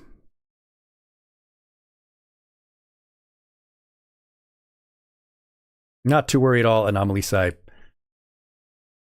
I don't get a lot of work done on it at a time, so no rush. You struggle with perfectionism and getting bogged down in the details. Besides hard timelines and deadlines, are there other ways to sort of not overthink and complicate the process? Now, those routines are going to be critical. Beyond timelines and deadlines, working things into your daily habits, into your daily routines, that habit stacking, that's going to help push through some of the perfectionism. Because if you just have to do it, even if it's just to get it over with, even if it's, well, I have to do 10 minutes of this because if I don't, I can't move on to the next thing. I can't play the game I was going to play because I'm supposed to do 10 minutes of whatever it is that you're trying to accomplish. You'll at least just get it done. It might not be good practice, or it might not be, your best work, but you did it. You made yourself go through it. Ivy, your goal is to get under 200 pounds. You need to figure out the routines and specifics. Probably do calorie count again. A lot of great resources for that available, of course, and be happy to do what I can to help.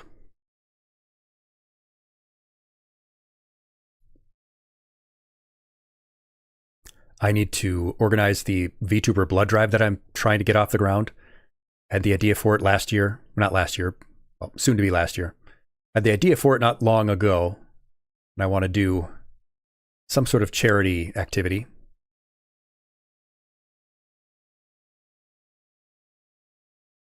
That's going to be a big deal for me. I want to apply to more groups. I said I wasn't going to apply to groups, and I got discouraged. I got discouraged a lot by the rejections, which were understandable. I mean, I'm not a typical VTuber. Not a lot of groups that would be totally interested in a teacher VTuber whose content is half educational lessons. But it would still be good to get that social aspect.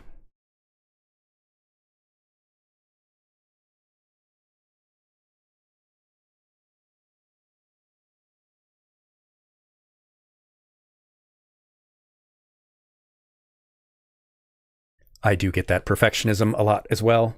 It's hard to just make myself do the thing. Hard to just reach out to people and be like, hey, let's work on a thing together. Let's collab. Let's play this game.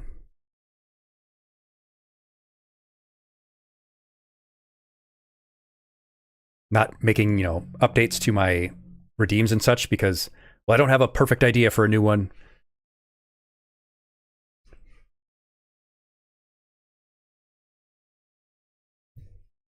Not doing as many lessons as I would like because I want them all to be perfect. I mean, you noticed that there were some slides not perfect in this lesson. That's going to bother me for a while. I still got to figure out what the heck's going on with that login screen.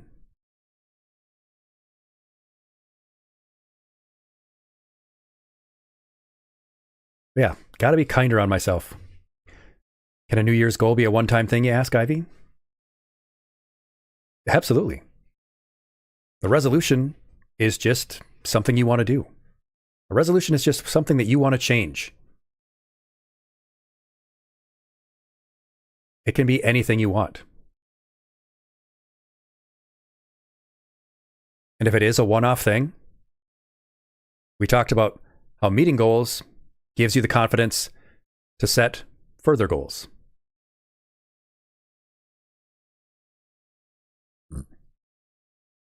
And yes, and I'm Elisa Keys. We definitely notice our own mistakes way more than anyone else.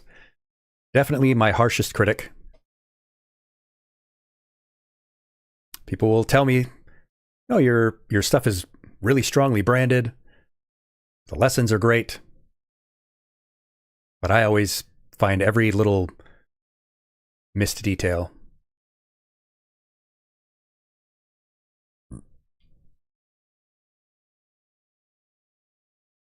But that can be where accountability externally helps too. If you involve others in your process, you're sharing out what you do, can help put it into perspective. When someone else tells you, "Wow, that was great. You're doing great. That was a good job."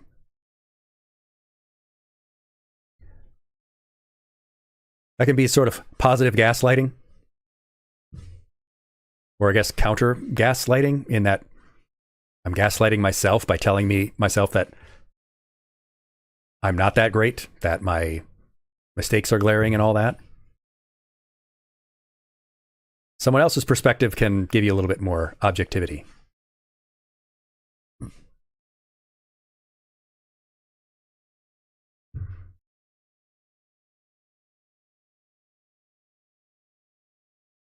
Well, I think this was a pretty good lesson, pretty good conversation. I think we did some pretty good work here, class.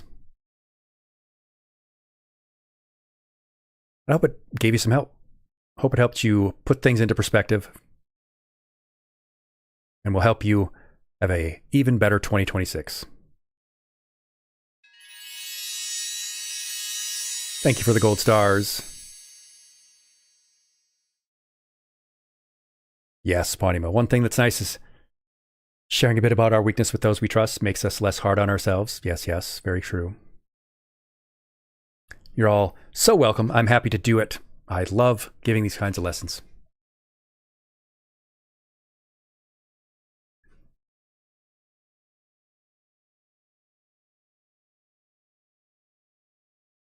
I think we should play a little game now.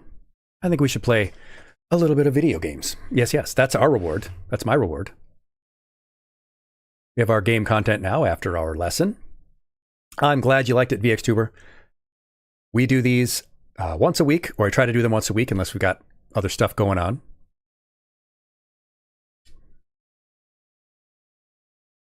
We do a bit of gaming, yes, yes. And interviews and stuff. I interview other educational folks. We'll talk more about that as we get closer. What should we play here? We've been playing Silk Song, Disco Elysium, and Honkai Star Rail. I have like 50 passes in Star Rail, but there's nobody that I want to pull for right now. So we could jump into the Disco, or jump into Farloom, or we could finish Light Up the Town. We were playing Light Up the Town on the day before Christmas Eve.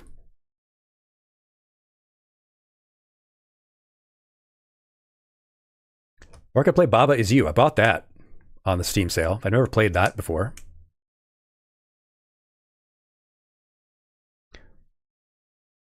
I've heard that's fun.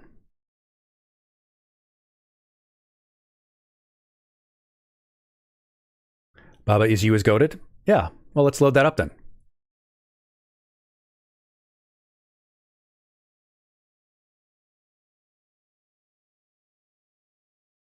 All right, let's pause this music.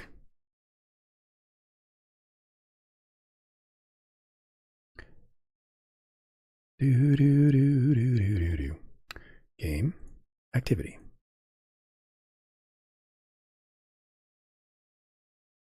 Baba There we go.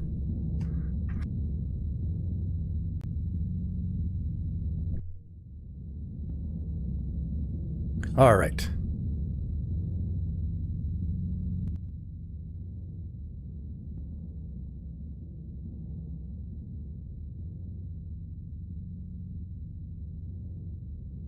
I don't hear anything, do you? Oh, there we are.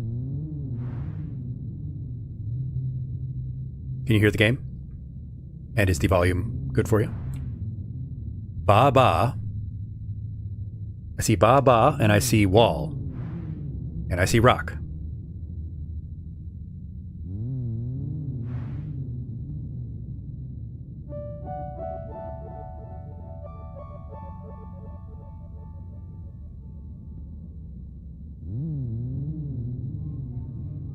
Ah, okay, there we go.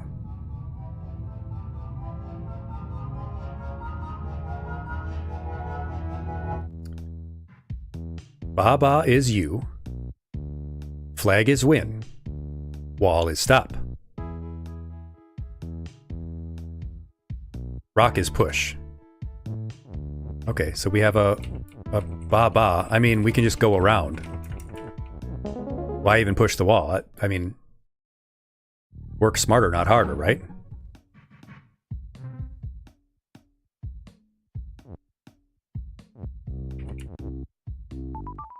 Okay. Cool. Level 1. Where do I go? Where did you come from? Where did you go?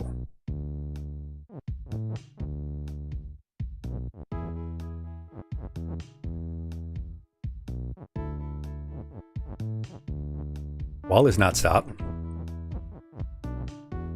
Flag is win.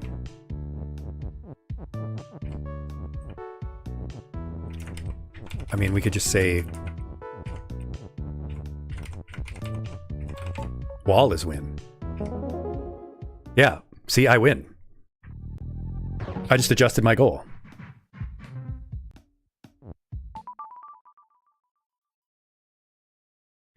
Level 2. Now, what is this?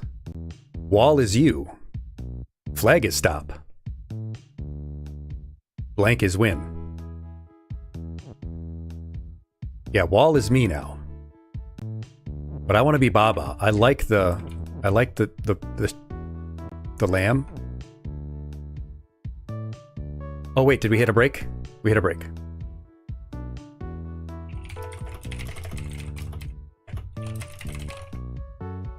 All right, we'll go to our break screen. We'll be right back. Someone did have to do it. She did have to die. It is crazy how many people we have to kill, isn't it? It's crazy how many people we have to kill in order for good things to happen. Oh, they're kind of like platypuses.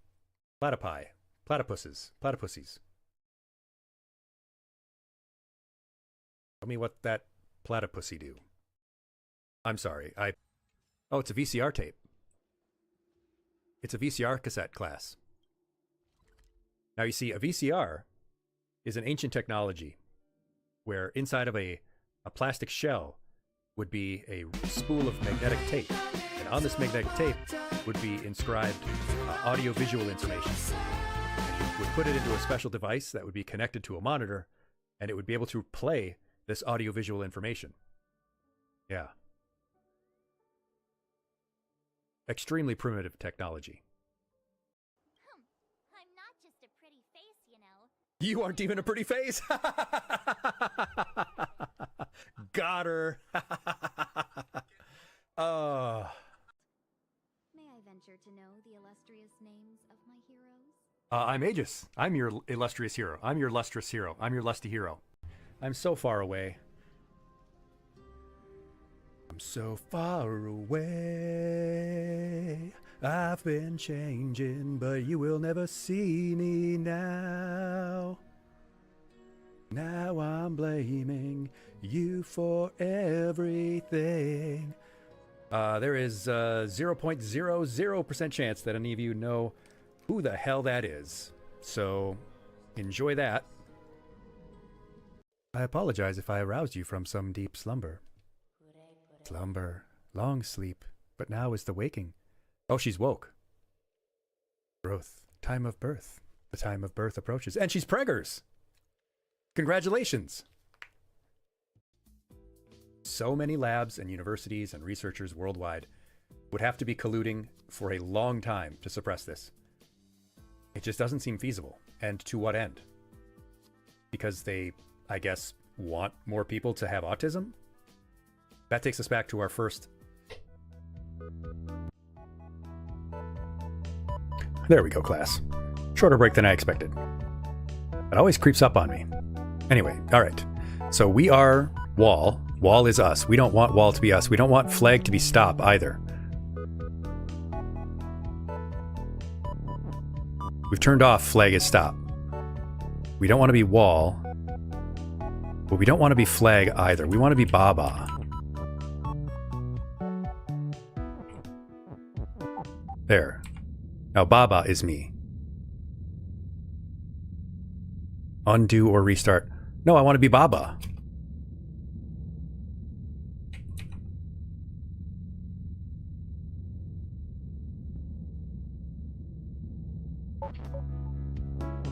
I guess I'll go back.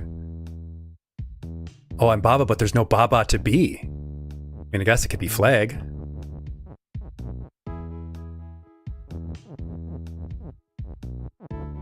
I could change to be a flag. Now I'm all the flags. Okay, yeah. And now we just need to get something to win.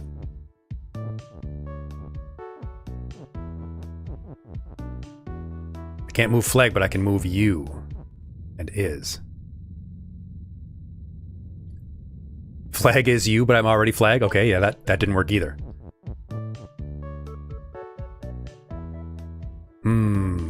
Oh, I need to get Win to be me.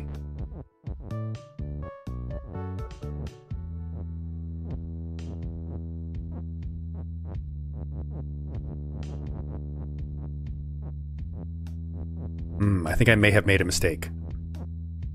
Yeah, I may have made a mistake. Well, Baba is Win now.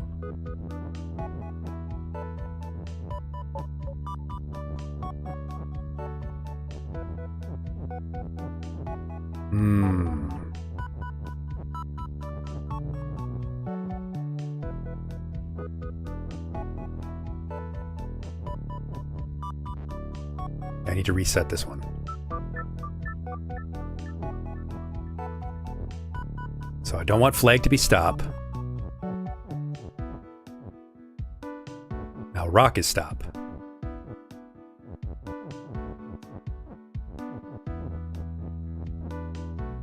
Rock is Win? No. Maybe Flag is Win. Yeah, Flag is Win. Get out of here, Stop.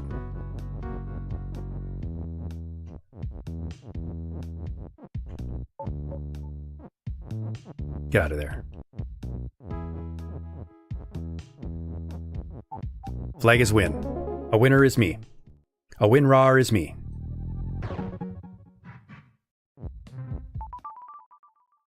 Alright, level 3, out of reach. So this is like a super cool Chips Challenge, for those of you who remember Chips Challenge. You might not. If you remember this overlay that you're seeing. So Baba is me, and Wall is Stop, and I cannot change those. Water is Sink. We can't allow ourselves to sink. Rock is Push, Flag is Win. Why don't we just say Rock is Win? Boom. And boom goes the dynamite.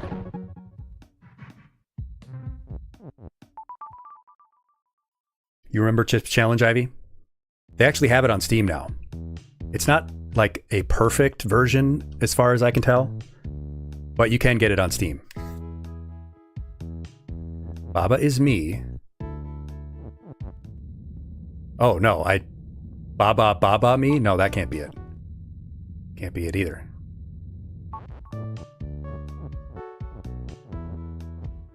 Oh yeah, there we go. Dude, that game is super long. There's like 150 levels or something like that.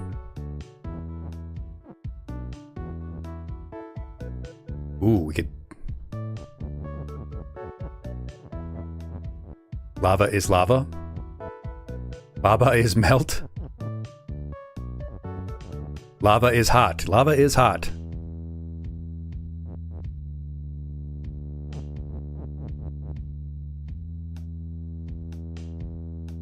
Melty blood?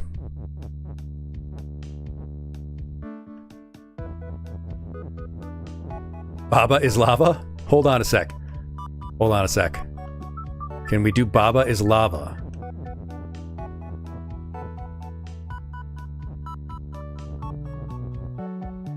Hold on a sec. Or we could do lava is you.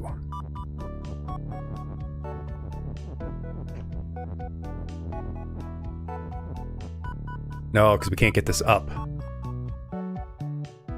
We could push the... No?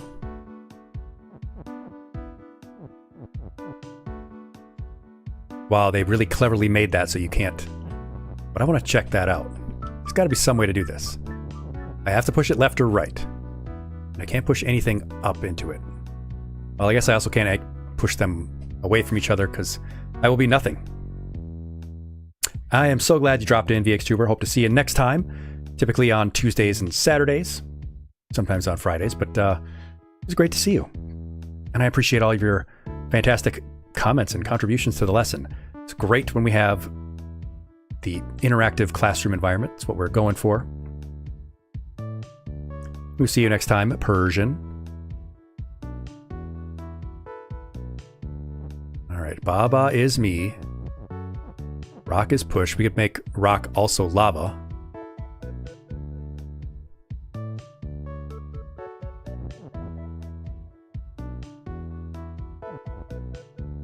Oh, we could make wall not be stop.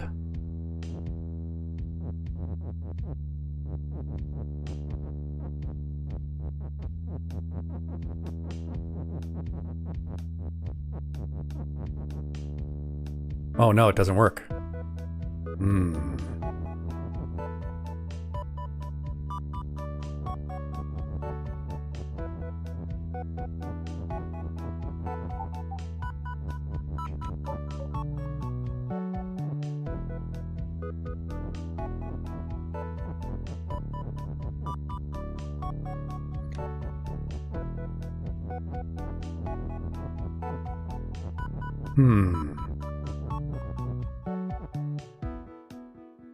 The rock did become lava, and it's no way for it to become unlava. Oh wait, lava is push. And now we can just push the lava out of the way. Get out of there. Beautiful. We've done it.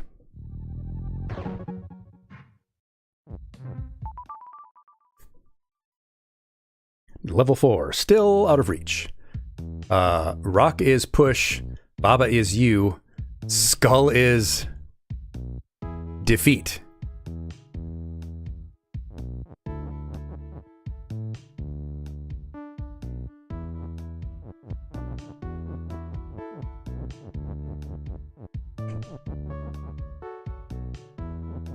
And then what if we did rock is not push?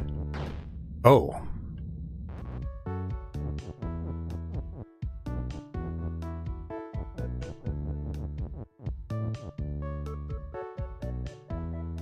Rock is rock.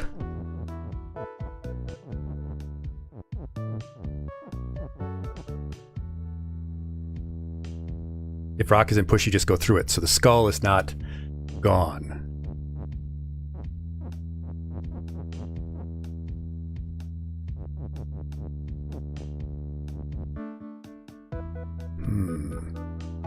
Interesting.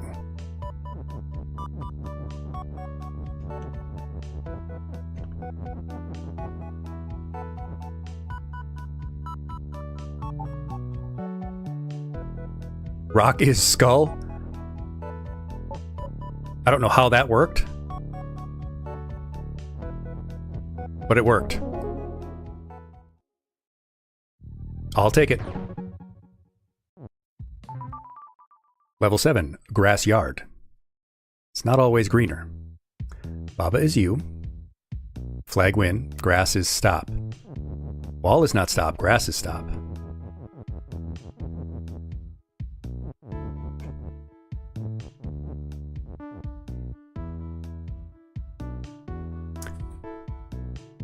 Right when I touched the skull, I broke. Skull is defeat. Oh. That's the only reason skull was defeat, not by the inherent value of it being a skull. Now I get it. Can I just do Baba is win?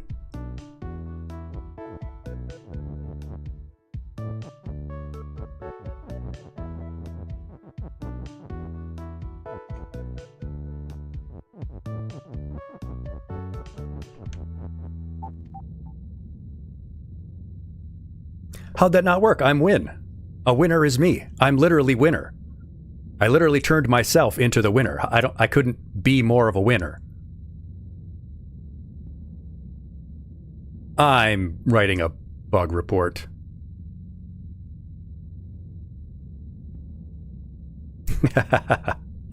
Baba is win, but I'm no longer Baba. Oh, could I simultaneously do something where Baba is on top of another thing? I don't know.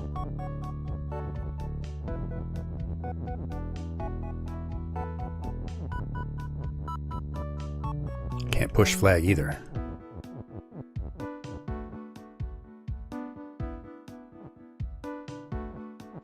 Oh, can I do you is win? Or win is you? Nope. Whoever I am does not exist. I do still need to exist.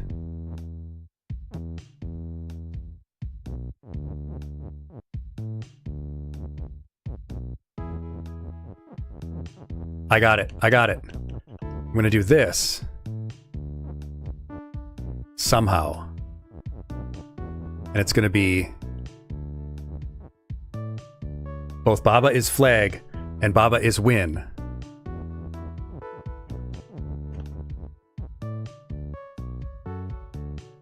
Baba is you and Baba is win are on top of each other.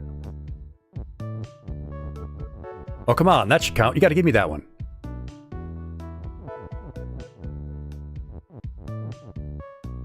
Oh, I need to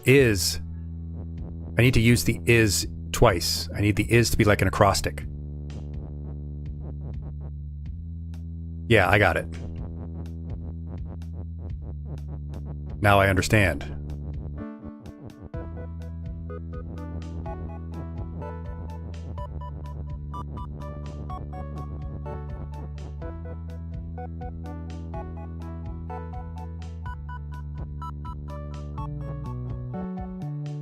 So now flag is you and Baba is flag? Oh, I messed that up.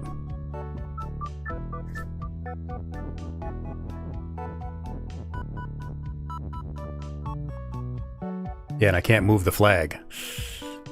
Eeshity, deeshity.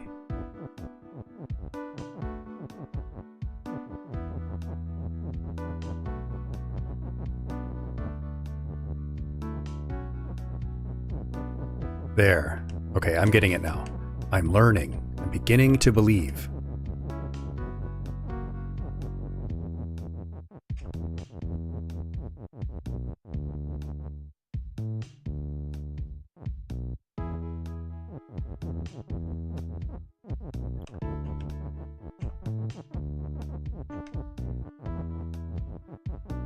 Yep, got it. Bingo. Congratulations to me. I should probably change the title of the stream. Yeah, that might be smart.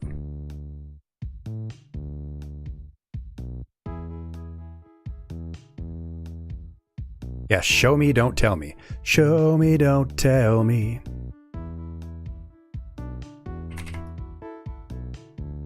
Some of you might know that song, some of you, maybe not.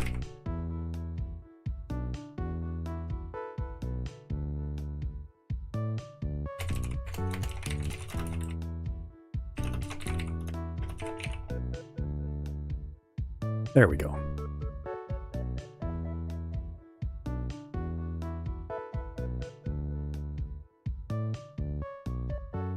All right. Rock is stop. Skull is defeat. Flag is win. And Baba is me. You have to turn off wall is stop.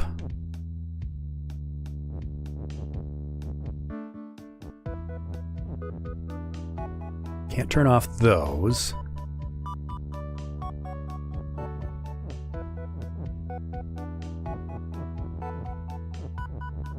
Could put Baba as wall.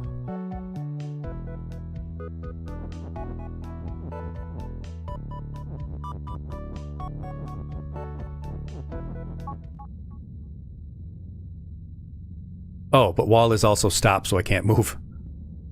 No, wall. Baba is wall. Yeah. That's not going to work.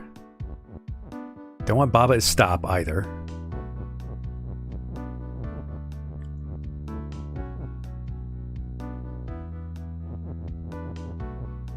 Maybe Baba is rock. No, we can't get to rock. This is a twister. This is a twister. Baba is stop isn't going to help us.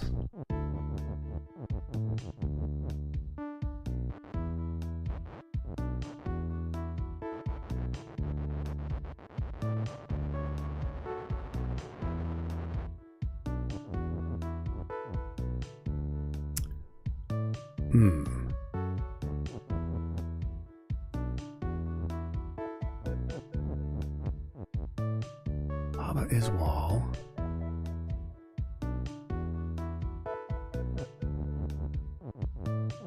Ouch. That hurted.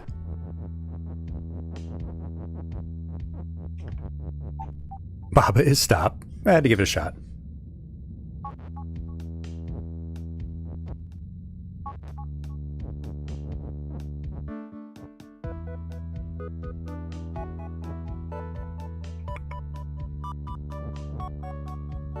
Baba is Baba. Baba is...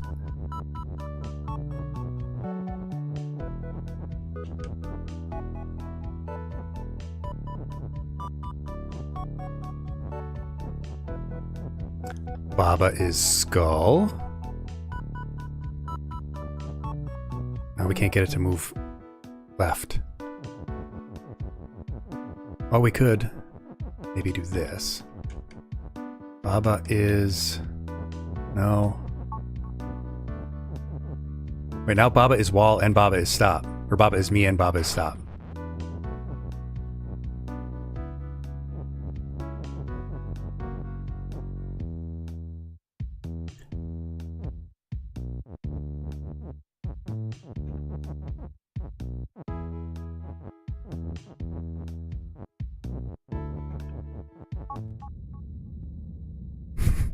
Oh, I want to be wall.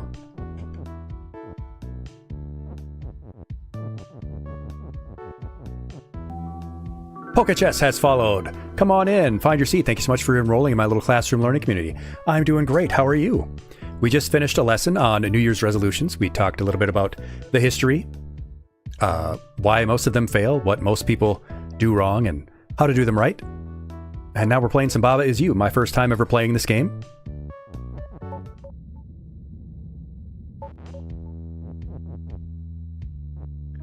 Hitting my first roadblock.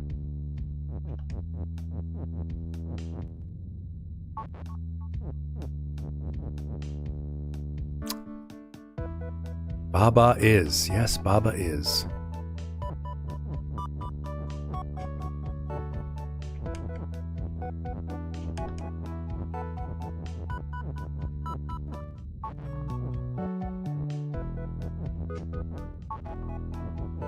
This one's a toughie.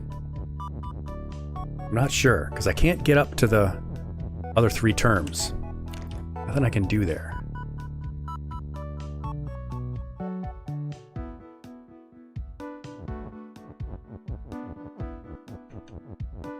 Oh.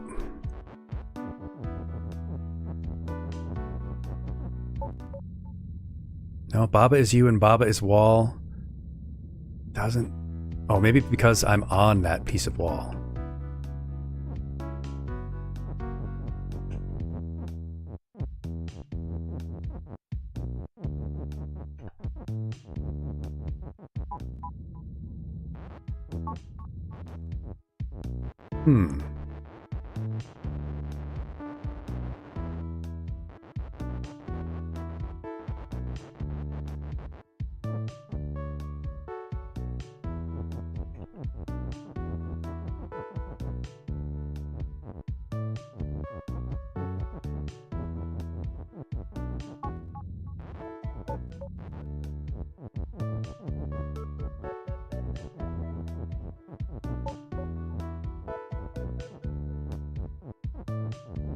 So if that Baba is stop, which means that things can't...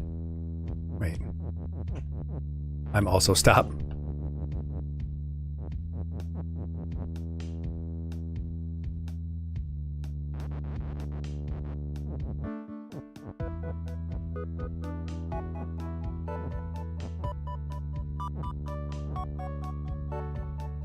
Yeah, I don't think I can do anything with the skull, the rock, or the flag. Flag is always going to be win. WinRAR is flag. Can't move Baba anywhere horizontally either. It's got to be vertical. I can make Baba be stop, and I can make Baba be wall. But anytime I do Baba be wall, Bobby wall, doesn't work. Yeah, if I just did wall is me.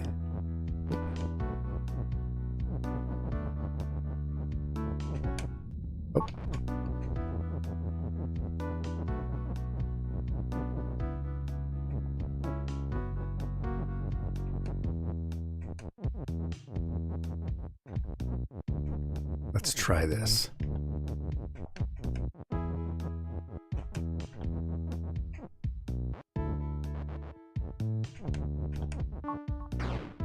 Oh. Oh, wow. I did it. I made myself wall and me. Baba, black sheep. Okay, not bad. Can't get there yet. All right, we're at the lake. I was every section of the wall, yeah.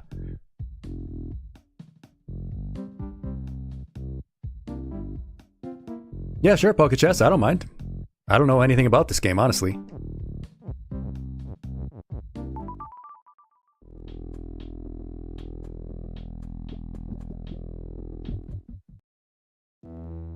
From the home menu,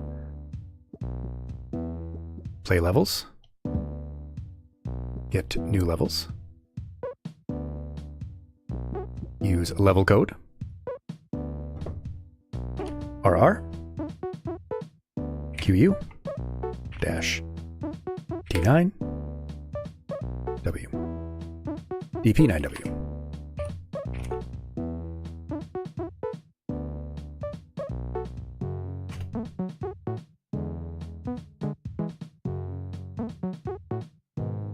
Level found. Level name, Pack Baba. Author, Pokechess. Subtitle, fruits are optional. Save the level. Play the level.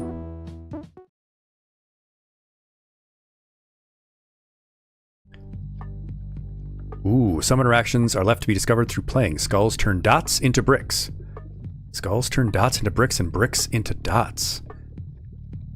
Regular win. Let one character die. Collect all dots with the other... Bad only collects dots if Baba dies. Bonus win. We'll keep both characters alive. Ooh, goodness.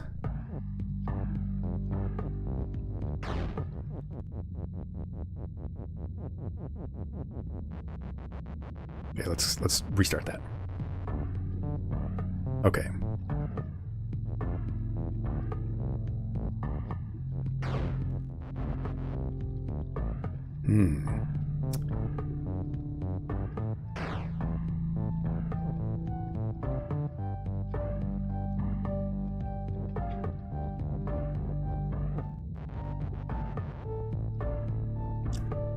Fruits are optional. Let one character die. Skulls turn dots into bricks.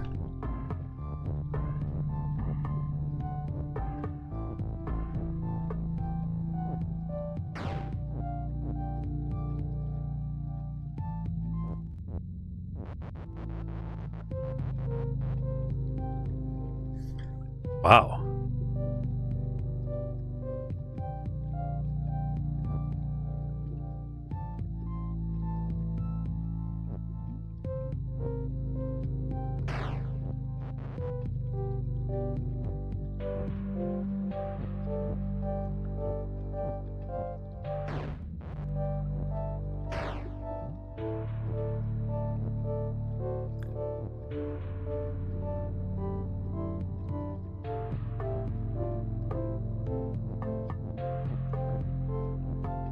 Whoop.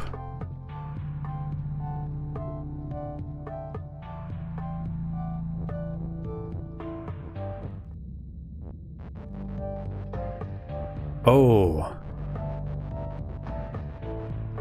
Your guys can't actually pass through the spaces. They can't cross to the other side. The skulls do.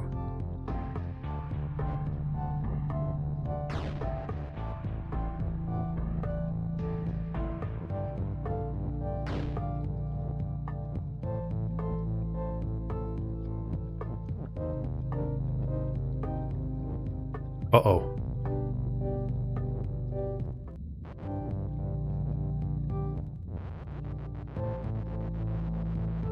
That's wild. Skip a turn using the weight.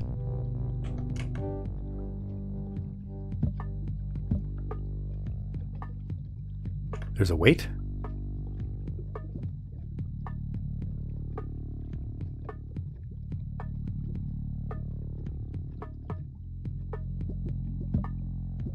Oh.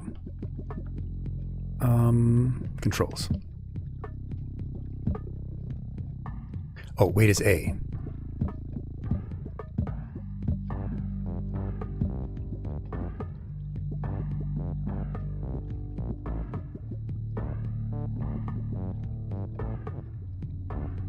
Okay. Skulls turn dots into bricks. Bricks into dots.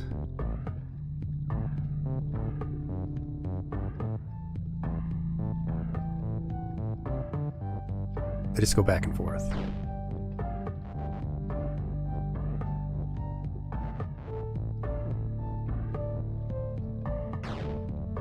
Oh, I can't touch the ghosts or the skulls. That's not good. Let's see.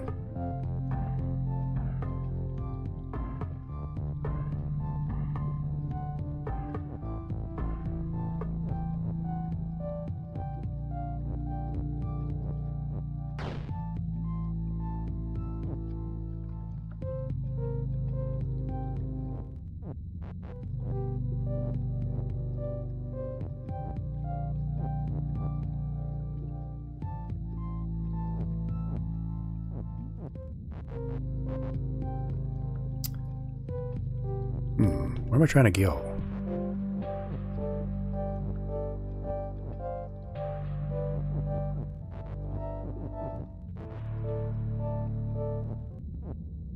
It is truly some 4D chess that I have never experienced before.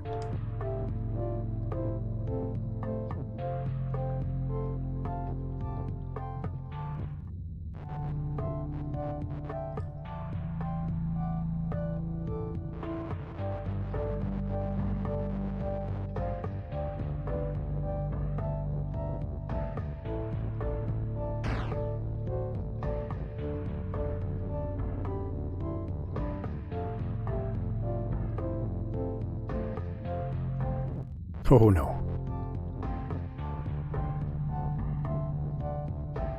Oh, I'm quick. Quick like a bunny.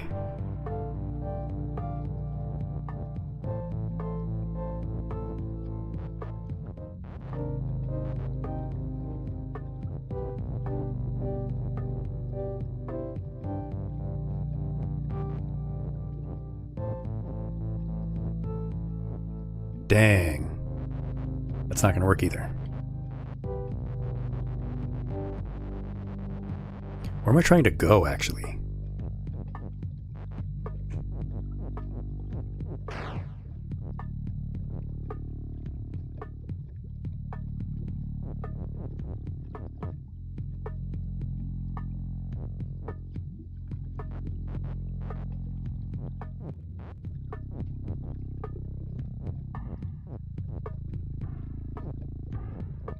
Oof.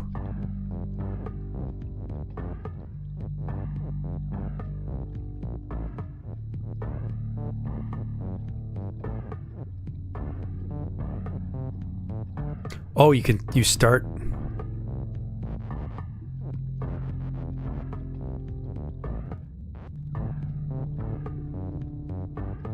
Eesh.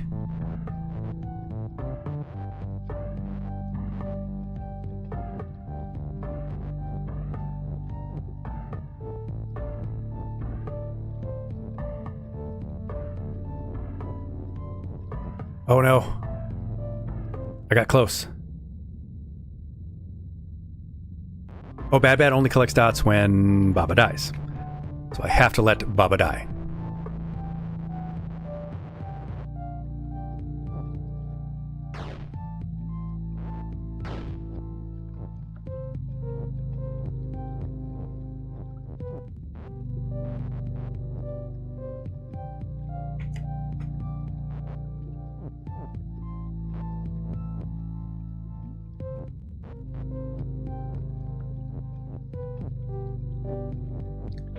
Oh, I thought I was tricky there.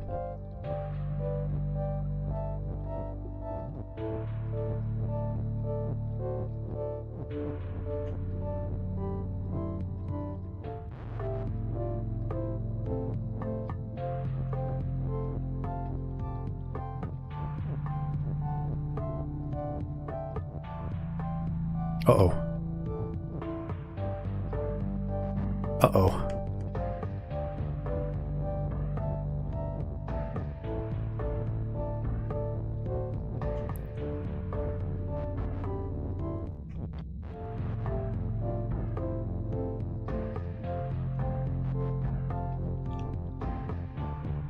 Okay, I just gotta keep doing this loop to get him.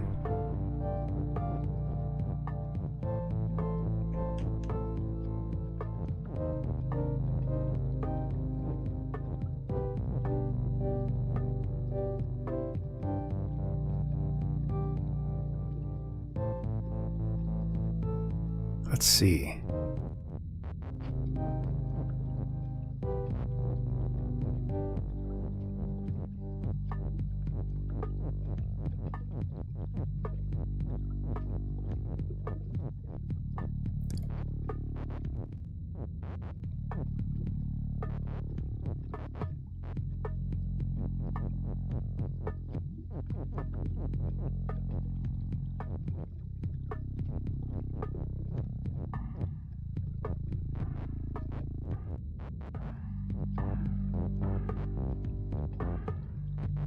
This is a tricky puzzle. I like it. Let me see.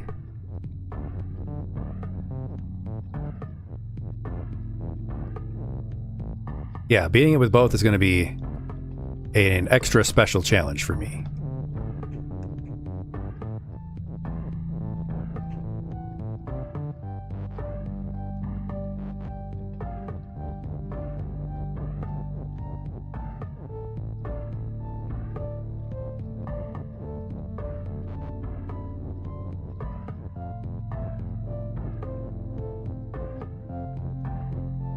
Ah, I keep going in the same loop.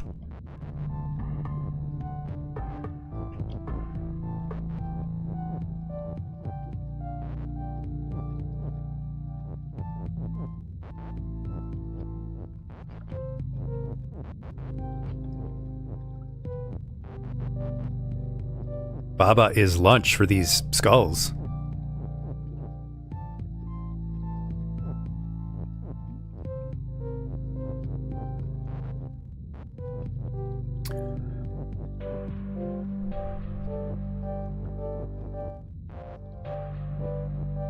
Maybe I have to come back later.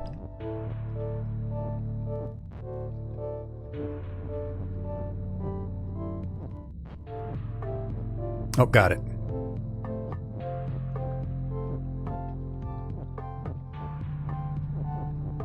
Hey, we're making great time.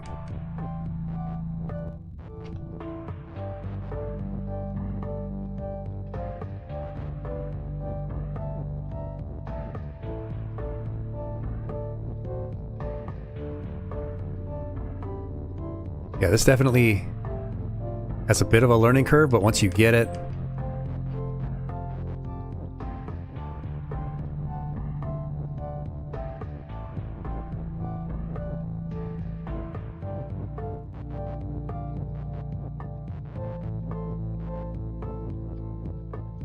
you learn the pattern.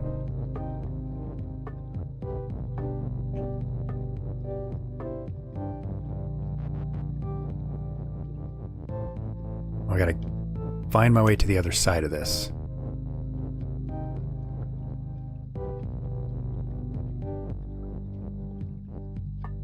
Oh, that's not going to work.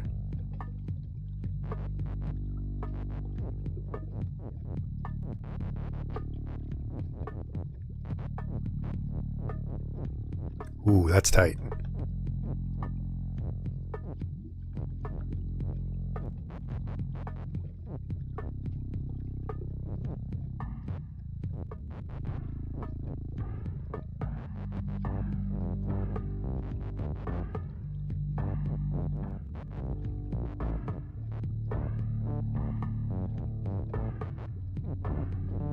Oh, not quite.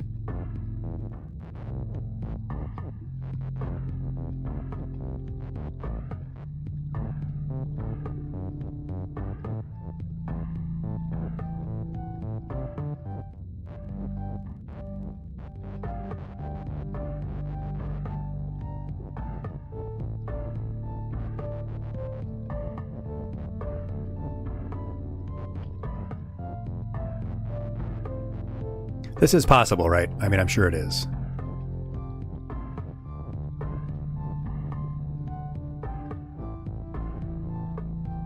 Oh, they all sort of converge on you there, huh?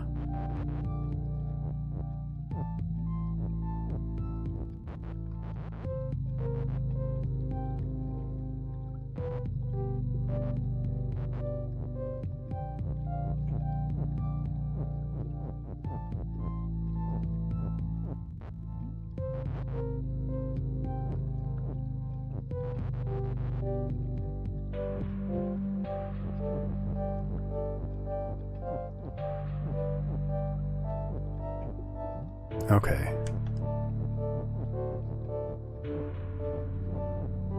Yeah.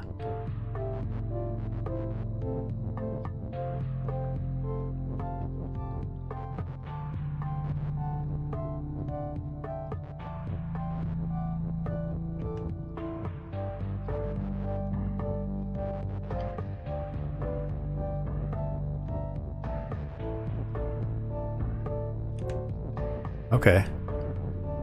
Now I think I got it. Okay.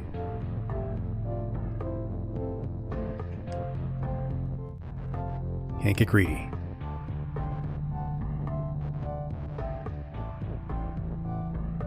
No, that's already too much.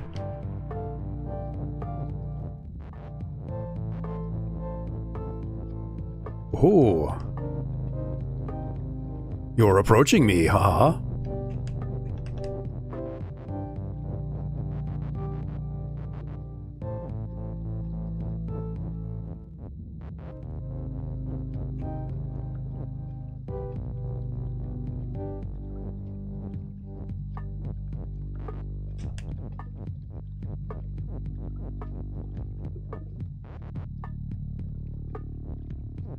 Gotta get them one at a time, nice and slow.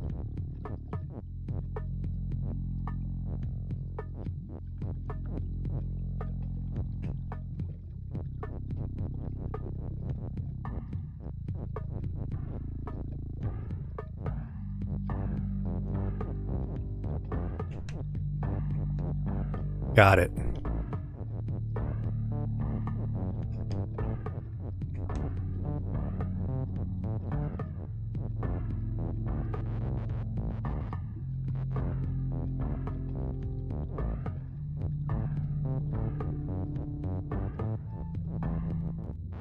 Oh, that's where the extra rings are coming from. The skulls are turning the walls into, or bricks into rings. Right.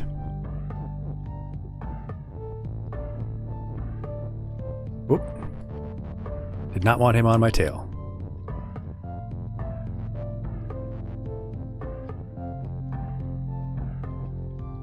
Uh-oh. Uh-oh.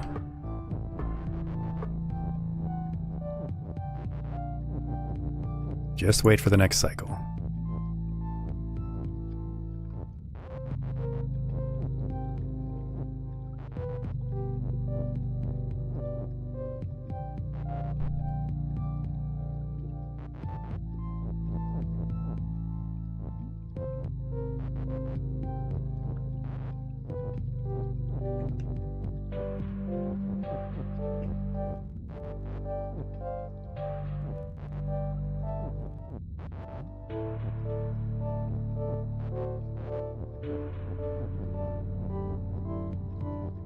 Oh, I have to get it while it's while it is a coin or ring.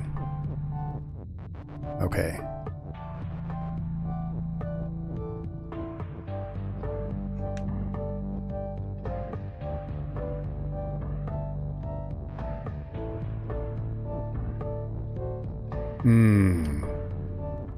That's gonna be tough.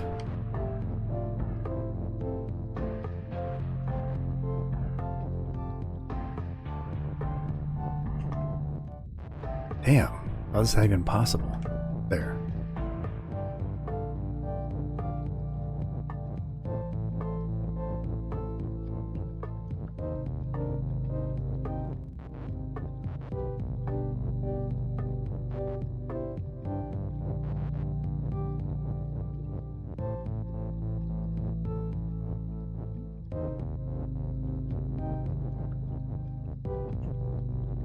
Okay, yeah.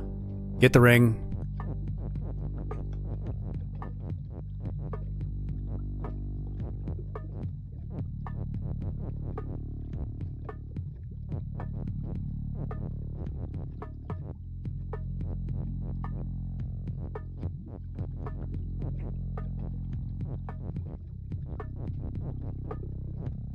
Whoop.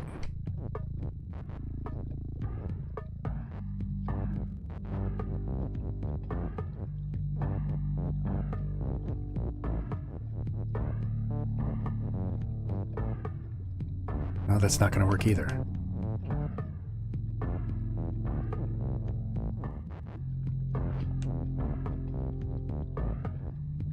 I'm going to get it. And I can get this one right here.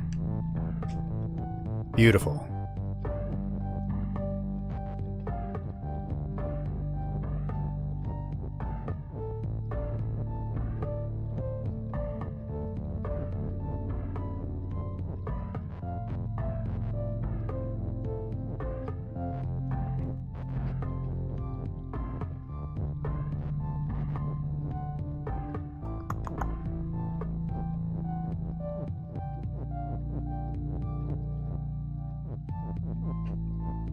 Not sure how to do that one yet, though.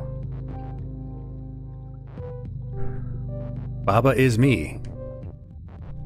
Pack Baba.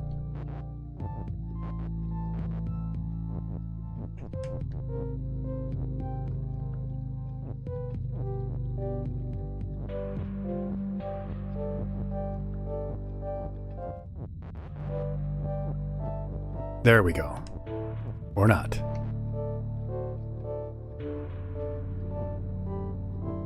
No, I can't get back there. I gotta come from the other side, I think.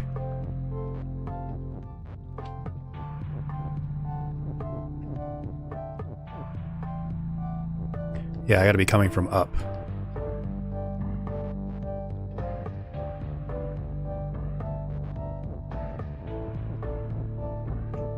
Yes, there we go.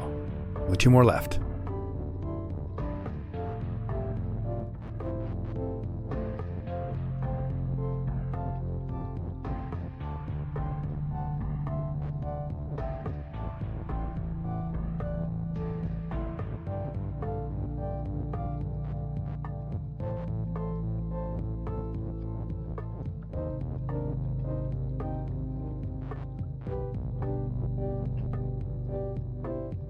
One more left.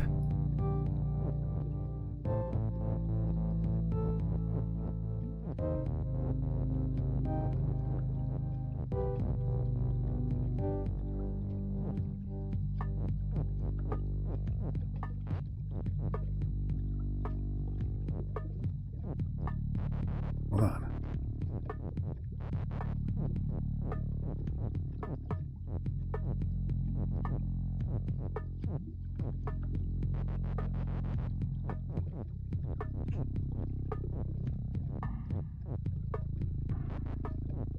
Almost. Gotcha. Gotcha. We did it. We did it, class. Awesome job by us. That was great.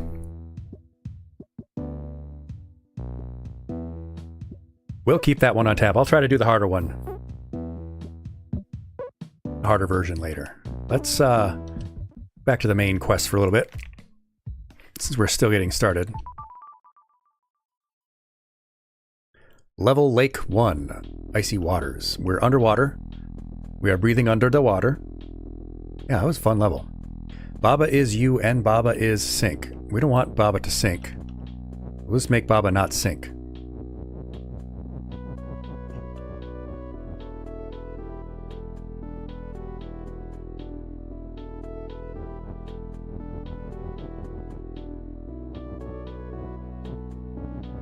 No, I can't. Jelly is sink. We don't want Jelly to be sink. Can't change. Flag is win. Flag will always be win.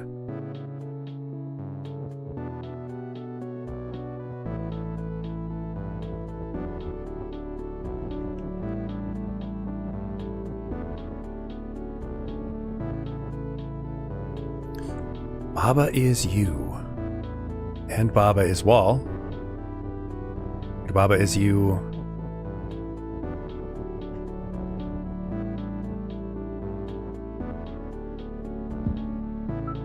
Let's see.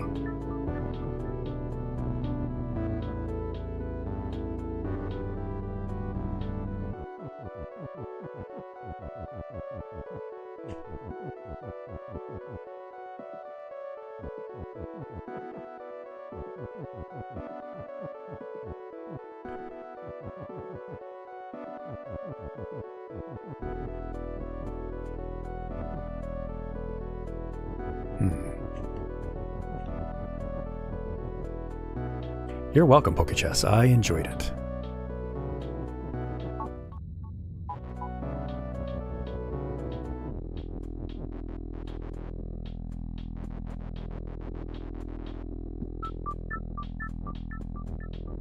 Let's just make ourselves wall.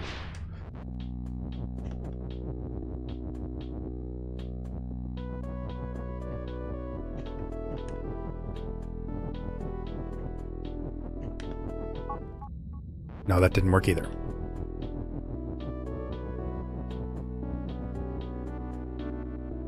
Oh, I think I got it. Okay.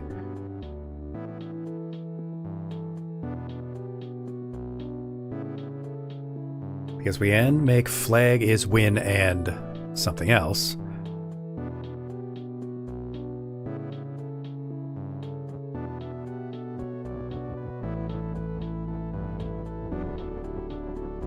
Flag is win and wall. Let's see.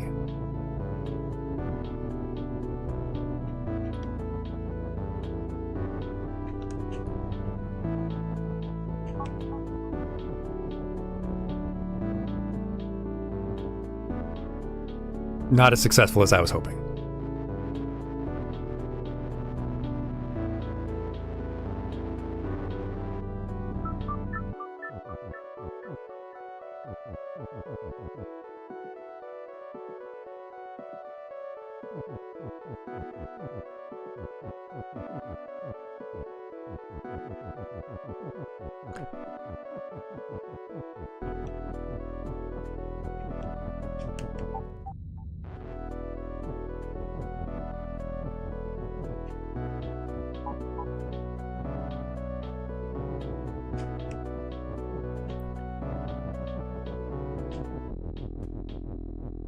Or you could just make wall win. That would be easy.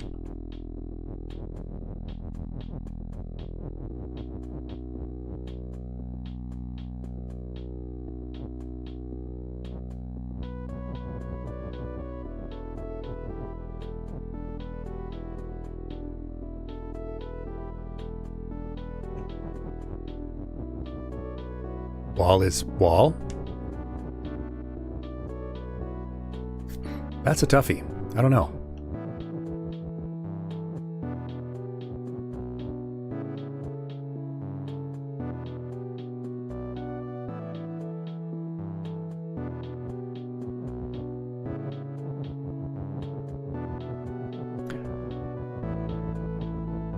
Oh, we can just make jelly is sink and wall? Maybe? Wonder if it works like that.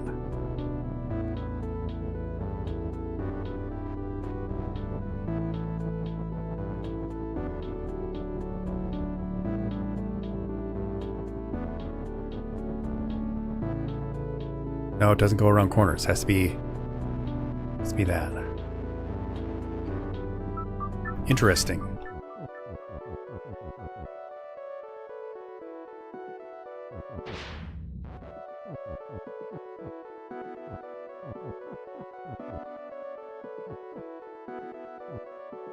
I don't know about this one. This one might be my undoing.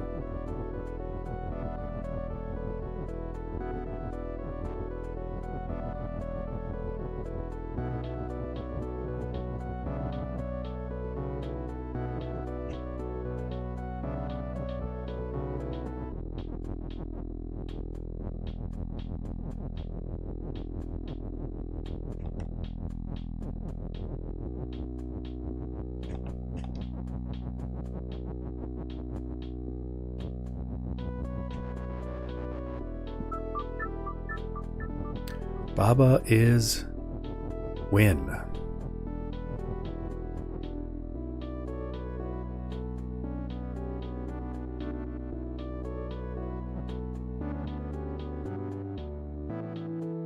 Baba is stink. Baba is stink right now. Baba can't figure it out.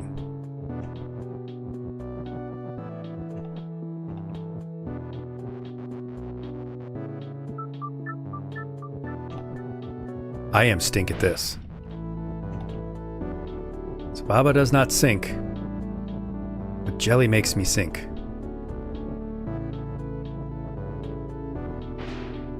Oh. Wall is stop. Easy. Why didn't I figure that out? Congratulations to me. Hello, Lily the Sylveon. Welcome to our first time trying out Baba is You. And how are you? Star is sink. Rock is push. Where's win? Flag is win is on the outside. Wall is stop is on the outside, so we can't do that. Baba is me, we can't change. Skull is defeat. We know that. Star is sink.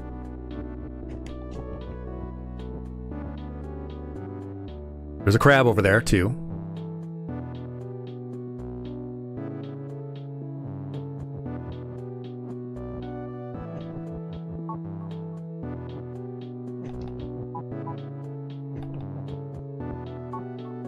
Rock is sink, but we don't want rock to be sink.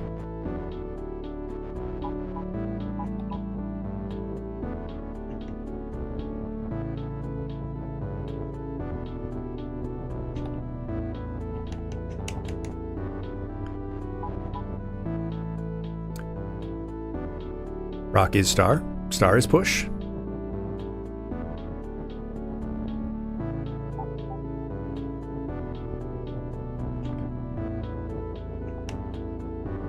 Oh, we turn it into a star. But now star isn't push.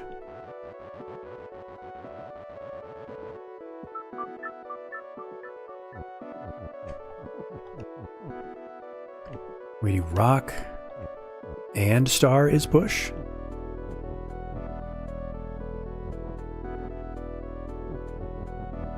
Maybe we can do that.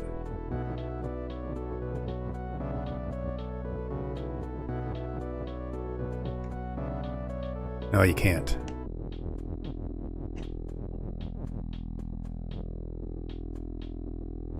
It would help if I put the words in the right order.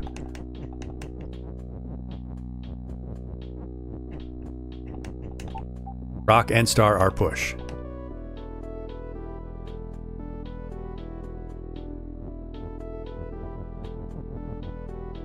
What if I did this now?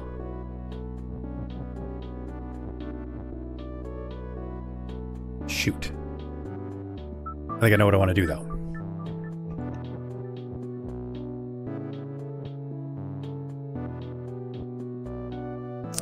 We need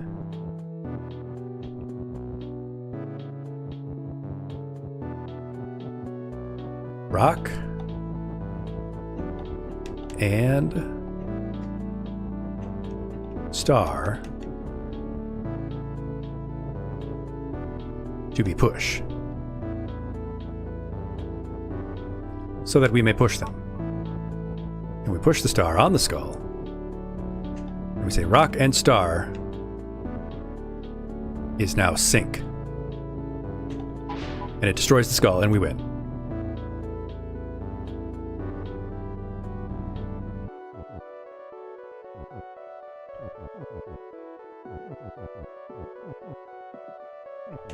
And then we do this.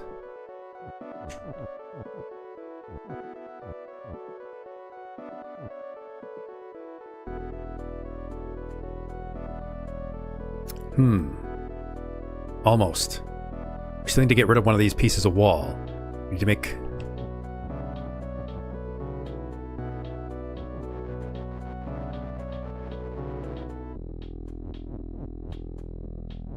Rock and Star is push.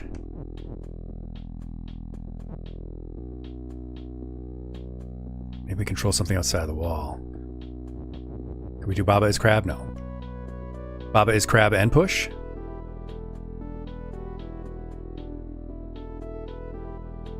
Oh yeah.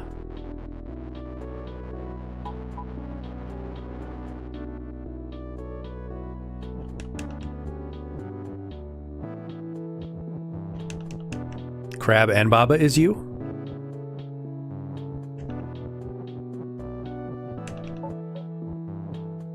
Look at that. Look at that. Beautiful. We did it. We crabbed. We're crab people now.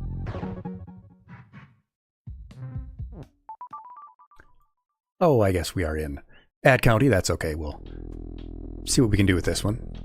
Kiki is move. And love is push. Algae is defeat. Love is win. Love is win. Love is big win. We don't want algae to be defeat.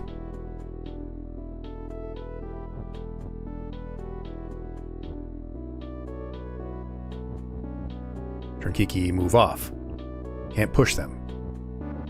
Maybe we can say Kiki is push.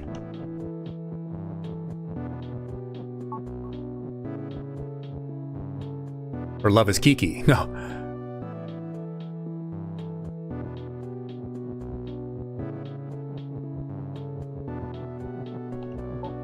Kiki is push.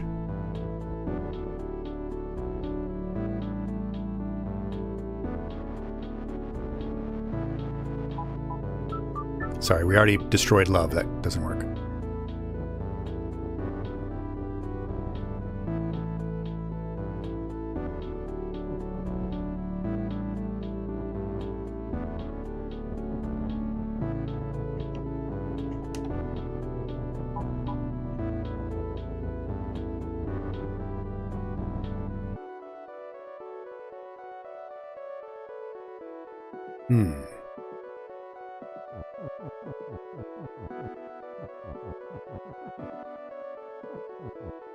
Oh, I think I got it. I think I got it. We need to get all of the Kikis so that we can push them.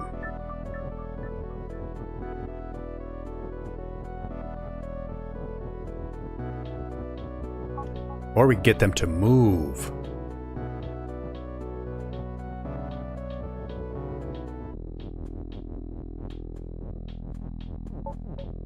Love is push. Beautiful. I got it.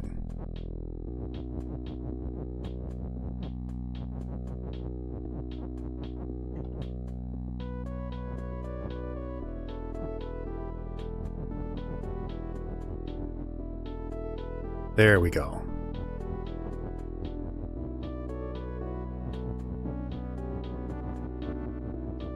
Now we want Kiki to be move again.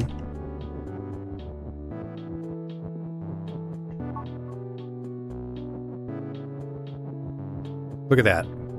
Brilliant. Mwah. Absolute genius. Well, love is win. We need love to not be pushed anymore.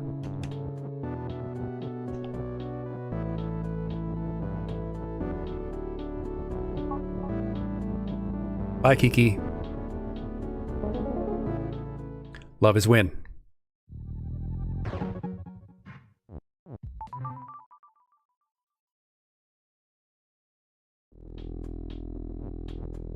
Pillar is push, wall is stop. Baba is me. Flag is win, but star is defeat.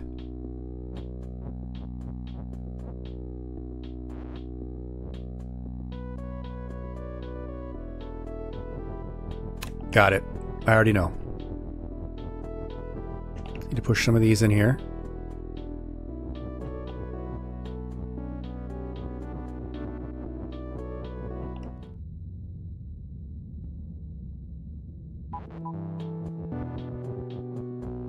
There. Now a pillar is on top of the win. But I'm pillar, and pillar is on top of win. Aww.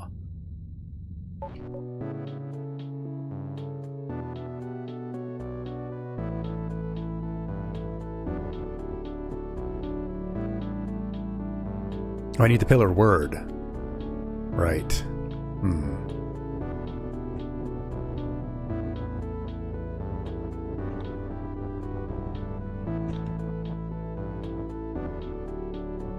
The pillar is not pushed, so I can't push that one. Okay. There we go. Fantastic. One of our little pillar pieces can die, and that's fine. Brick wall. This is a small one. Baba is me and flag is win.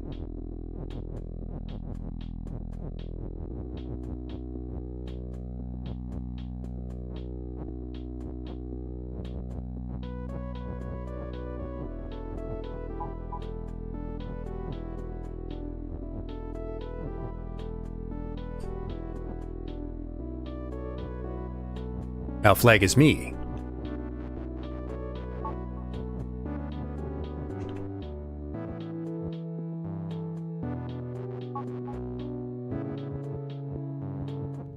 Baba is. Baba has to stay as is. Baba still needs to exist.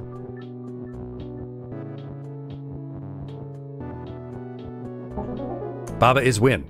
That's how it works. That's how you get a Baba is win. What's this? Oh, extra. We're at a secret level. Baba is me. Flag is win. Crab is defeat.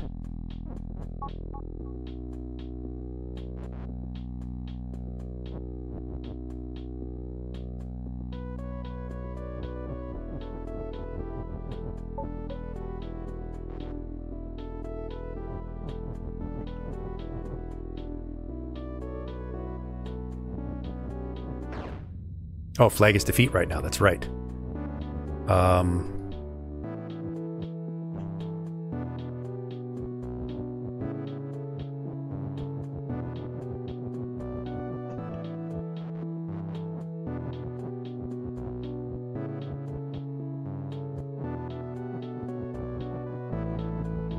Let's see.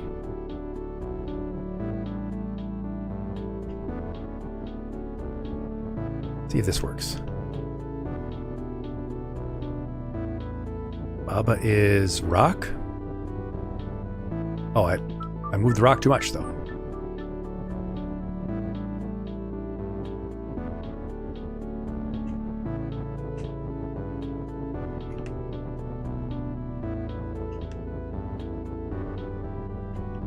Real brain teasler.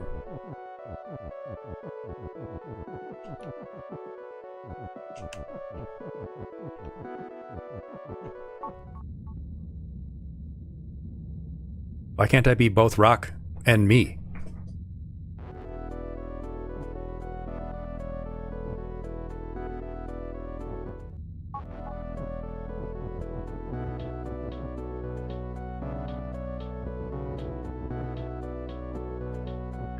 Okay, let me try this.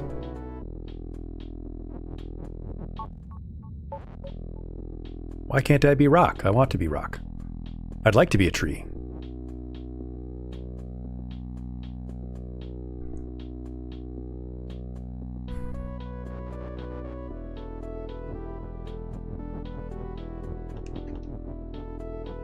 Rock is flag. Rock is win. Rock is crab. A rock crab.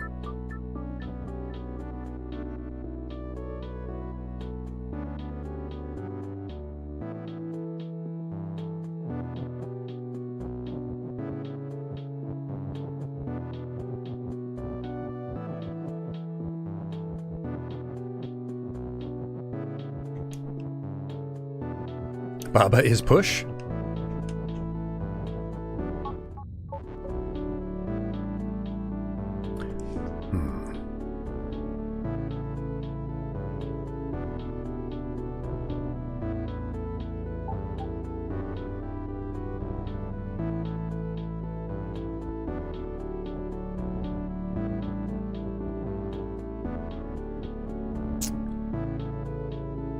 Baba is crab.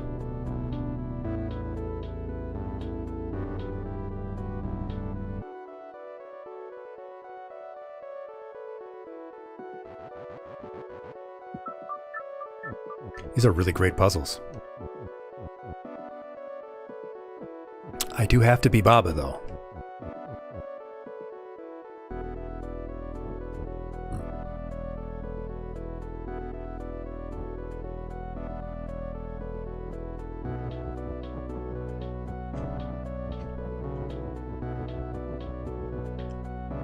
Yeah, very good tunes.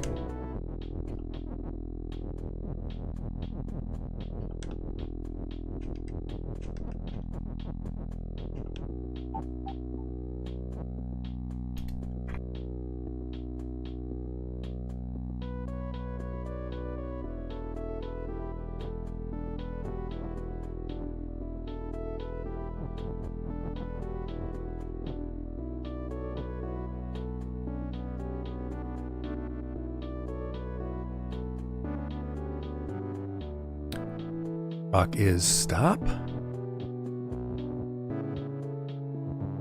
Rock is wall.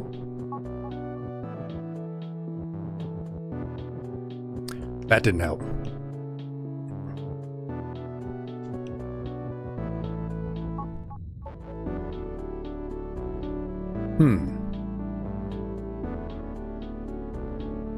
Rock is wall did not help.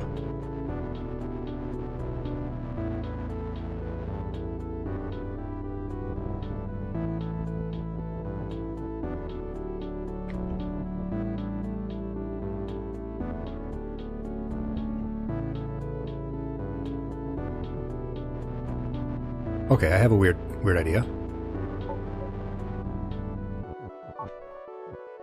Let's try this.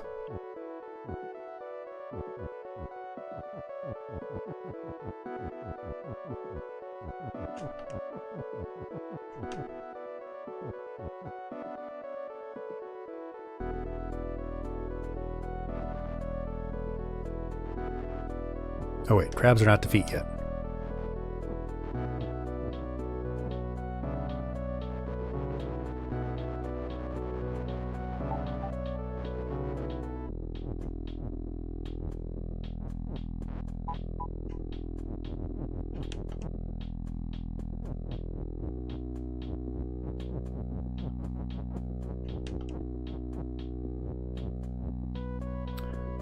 Baba is...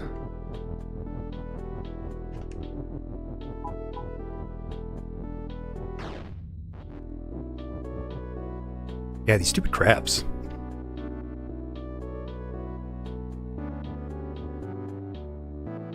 Fortunately, I can't stop being me.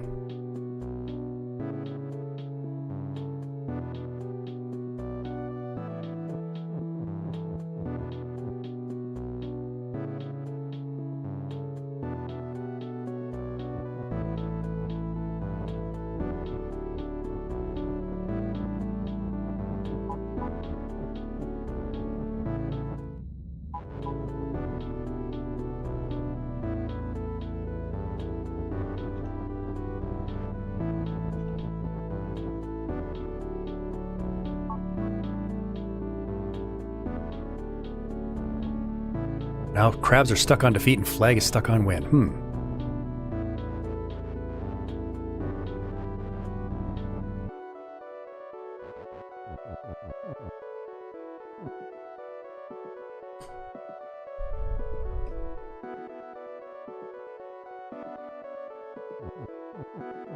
I mean, wait a minute.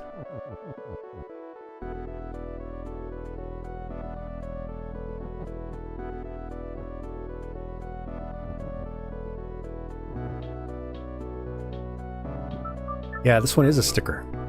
This one's sticking on me.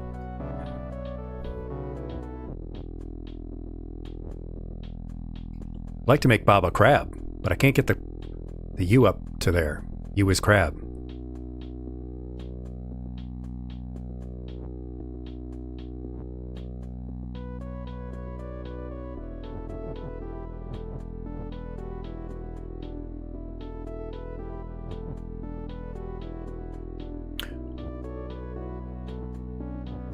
I think I have an idea.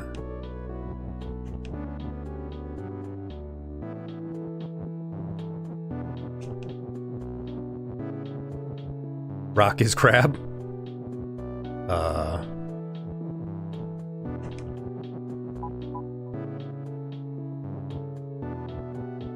Well, that didn't help. I can make rock crab, but I can't make crab rock.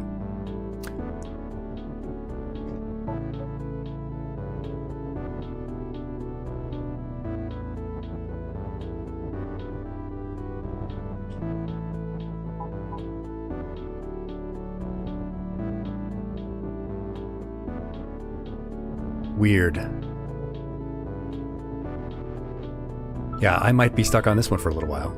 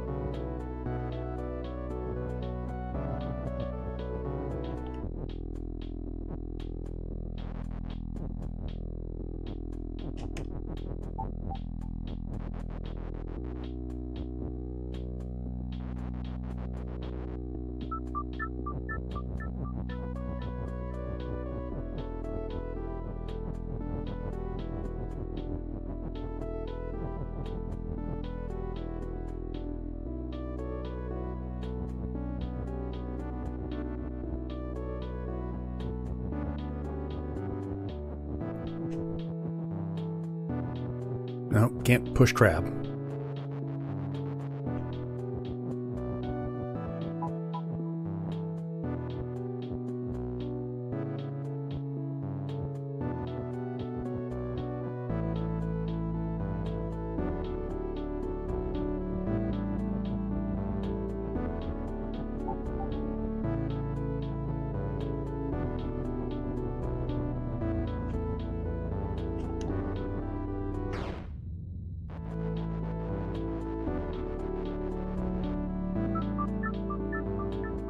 This one's gonna bother my brain for a while. Push is crab? I wish I could push crab.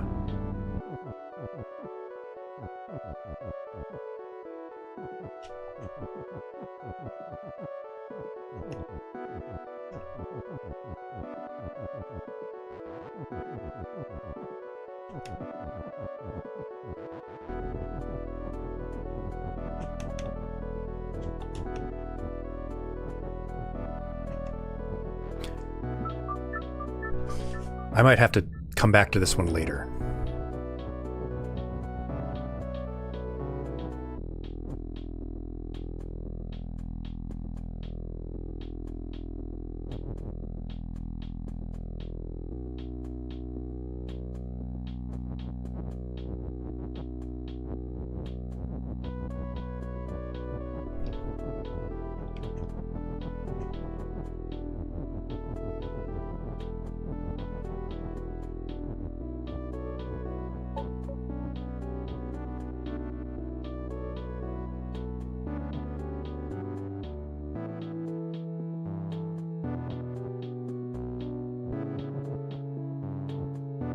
There we go. Rock is you.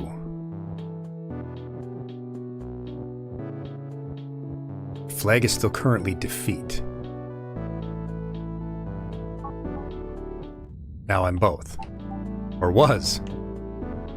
Okay, there we go.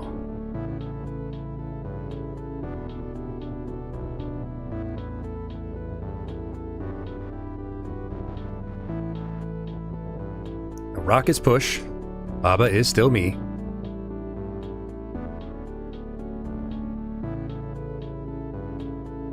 But I need to make flag win without being crab defeat.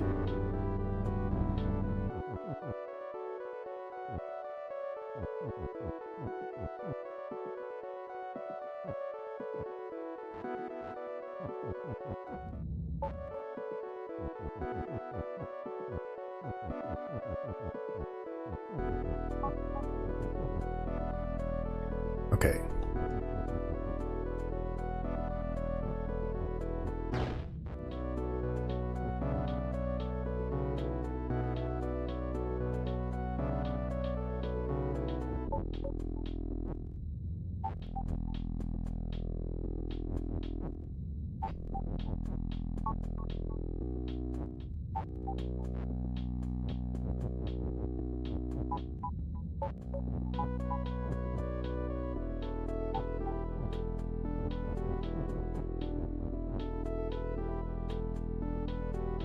I can slowly move this down. It's interesting.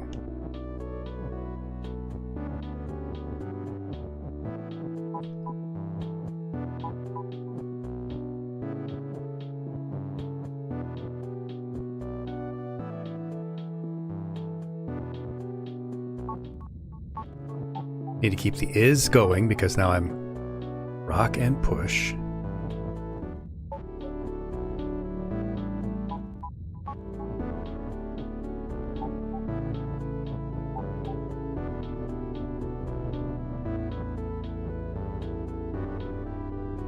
So now Baba is me, but I'm on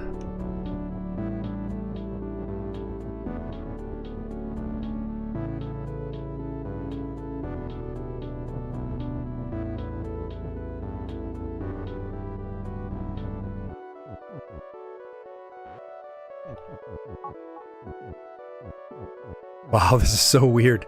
This is a tough one.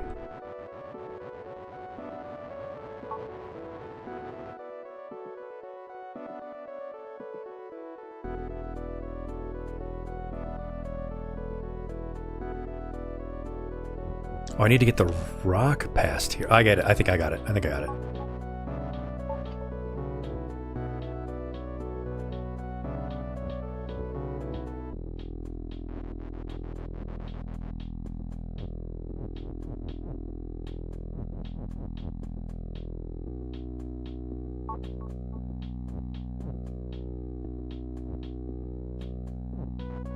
Now I need to get the rock here, but I can't. Maybe I can. Rock is push, but I can't.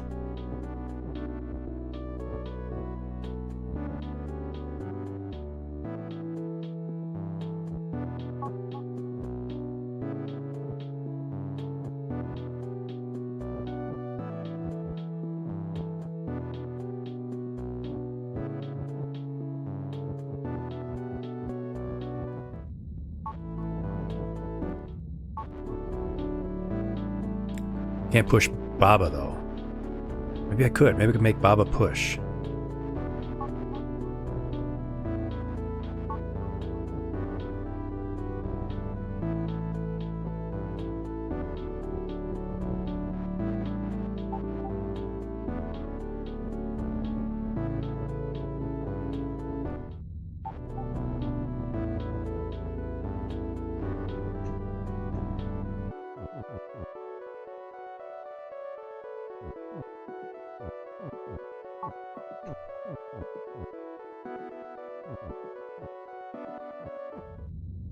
Oh, I feel like I'm so close.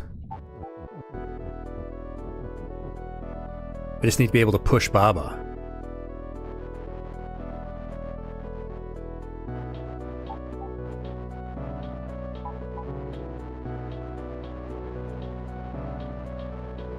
This wild movement.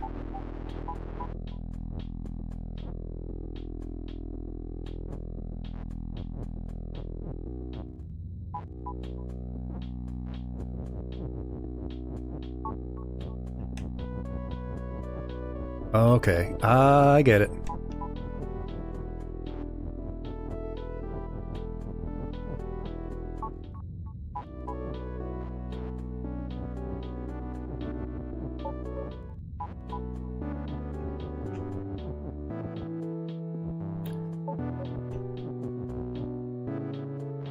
I was close, but not quite.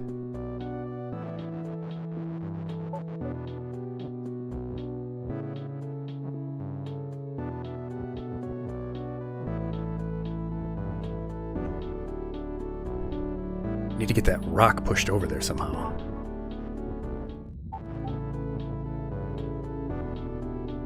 I might not be on the right path either. That's also possible.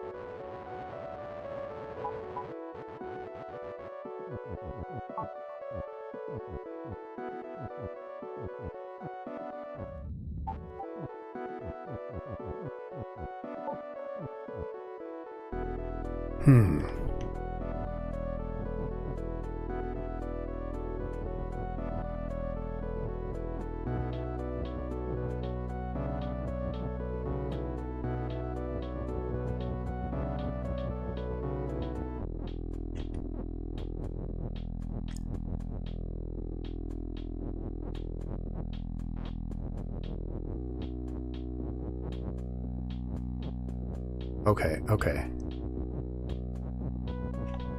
Let me see this. Let me show you this.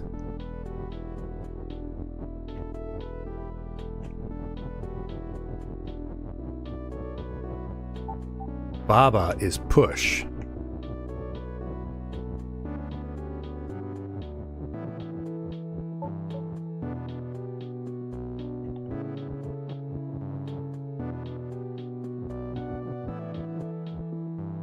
Okay, get it? Baba is push. Wait, that doesn't work. I need to get... Okay, yes. Baba. Baba. Maybe it's just a wild way to do this that no one else has tried.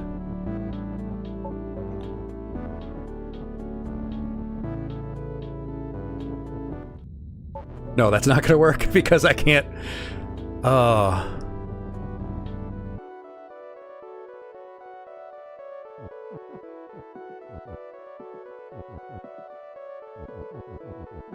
That would have been great. That would have been hilarious.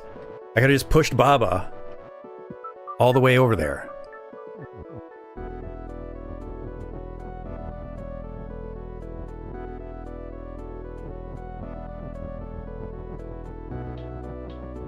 I guess we do need to get these over there, so...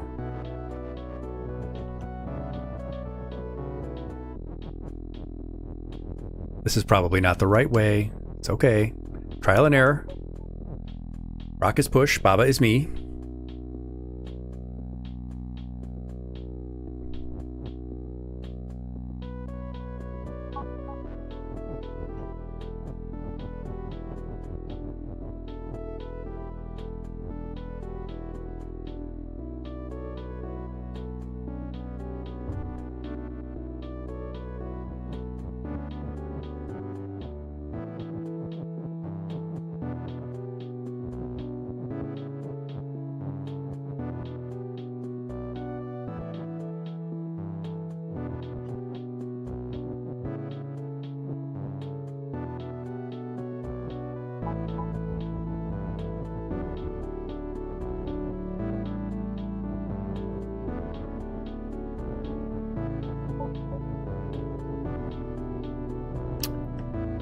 Shoot.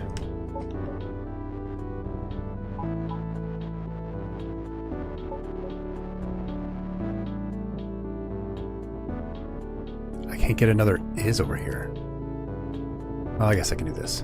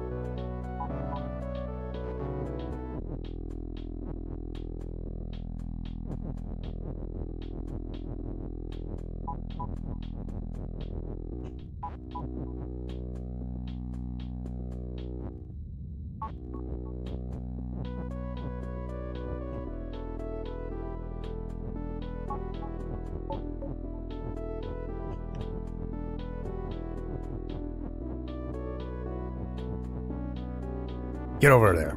Get that crab.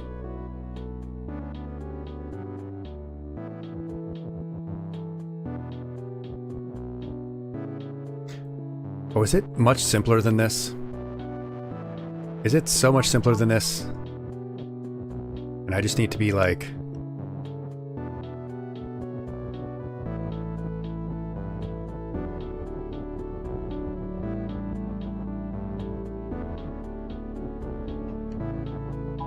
Baba is wall.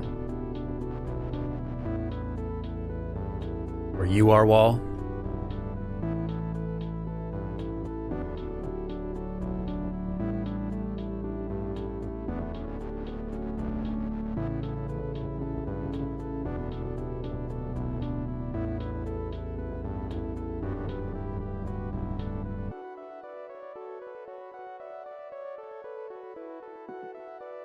Baba is you. You is wall.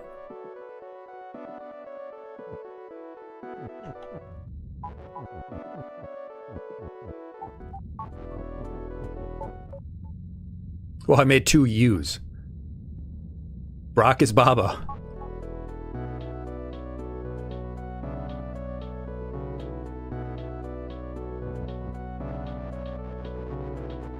You might be right.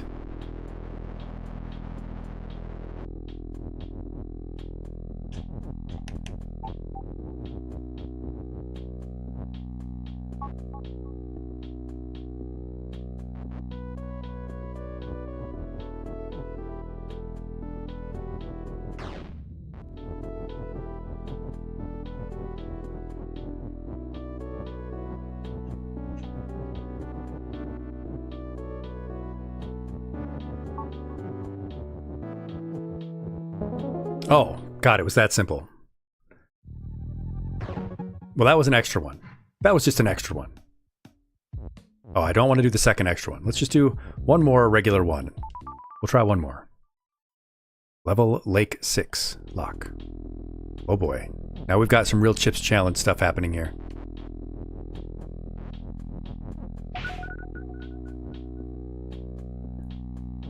Key is open. Key is also push.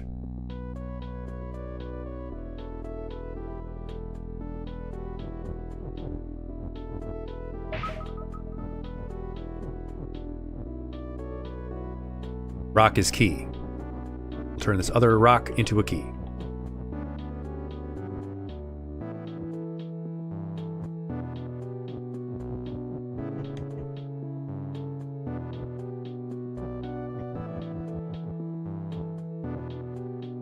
Key is open.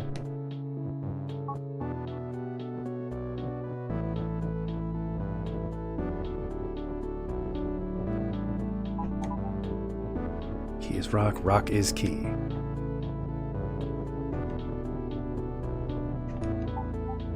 Rock is key is open.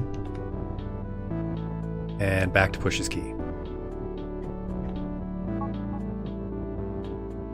Brilliant. Flag is win, and winner is us. Congratulations, we did it. I guess we need one more to get the full 8, so we'll do one last one. Novice Locksmith.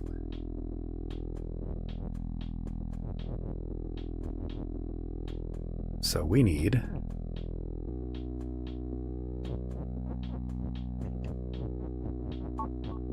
Key is open, and key is push.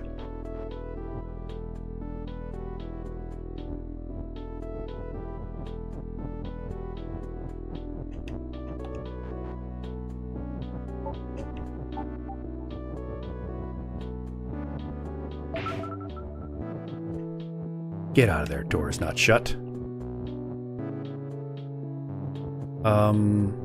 Door is open. Or door is key.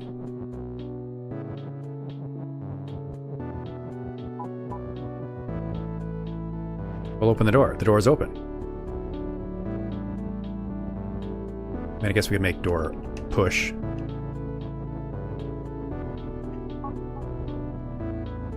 There, we won. That was easy.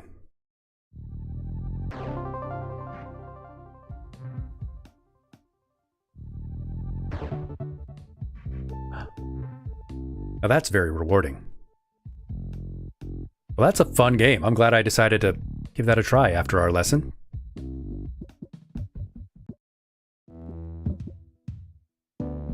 Baba is us. Yes, we'll make a save.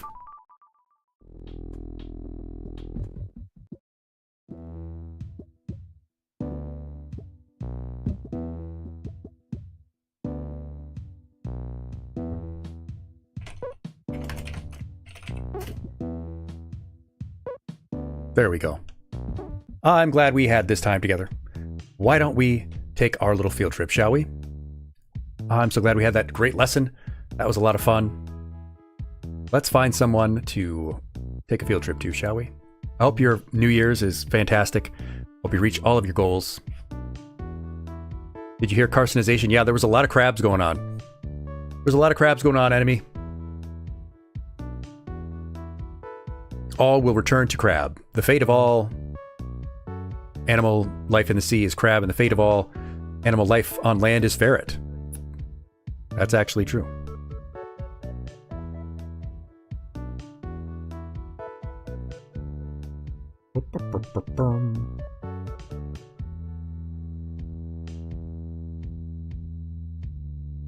At least that's what I've heard.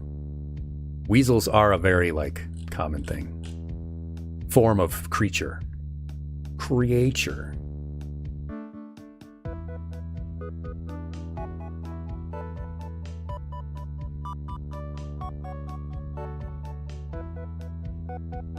Yeah, we'll have this lesson edited and up on the VODs channel on the YouTube by the end of tomorrow, likely.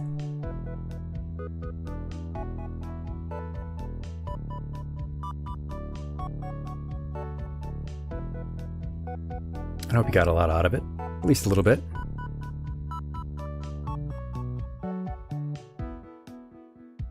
All will be ferret, living in subterranean tunnels. Yes, no more mole people, just ferret people.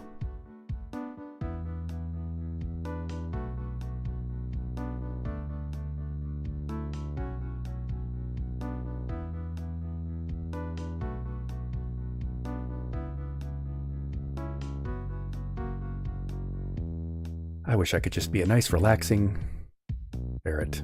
Just sleeping 18 hours a day. I mean, I could do that myself now, but I do need to do a job.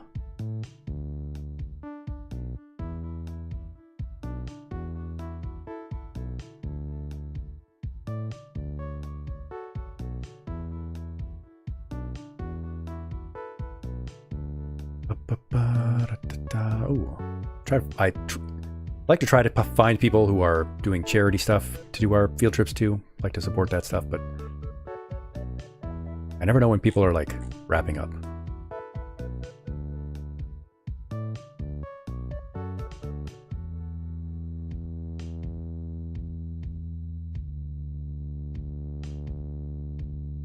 I guess we'll just pick this random person.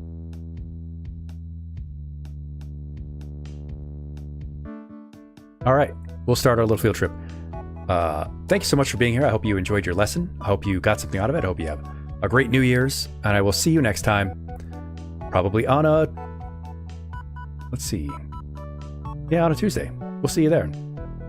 Have a great time, y'all. That's all I have for you today. Class dismissed.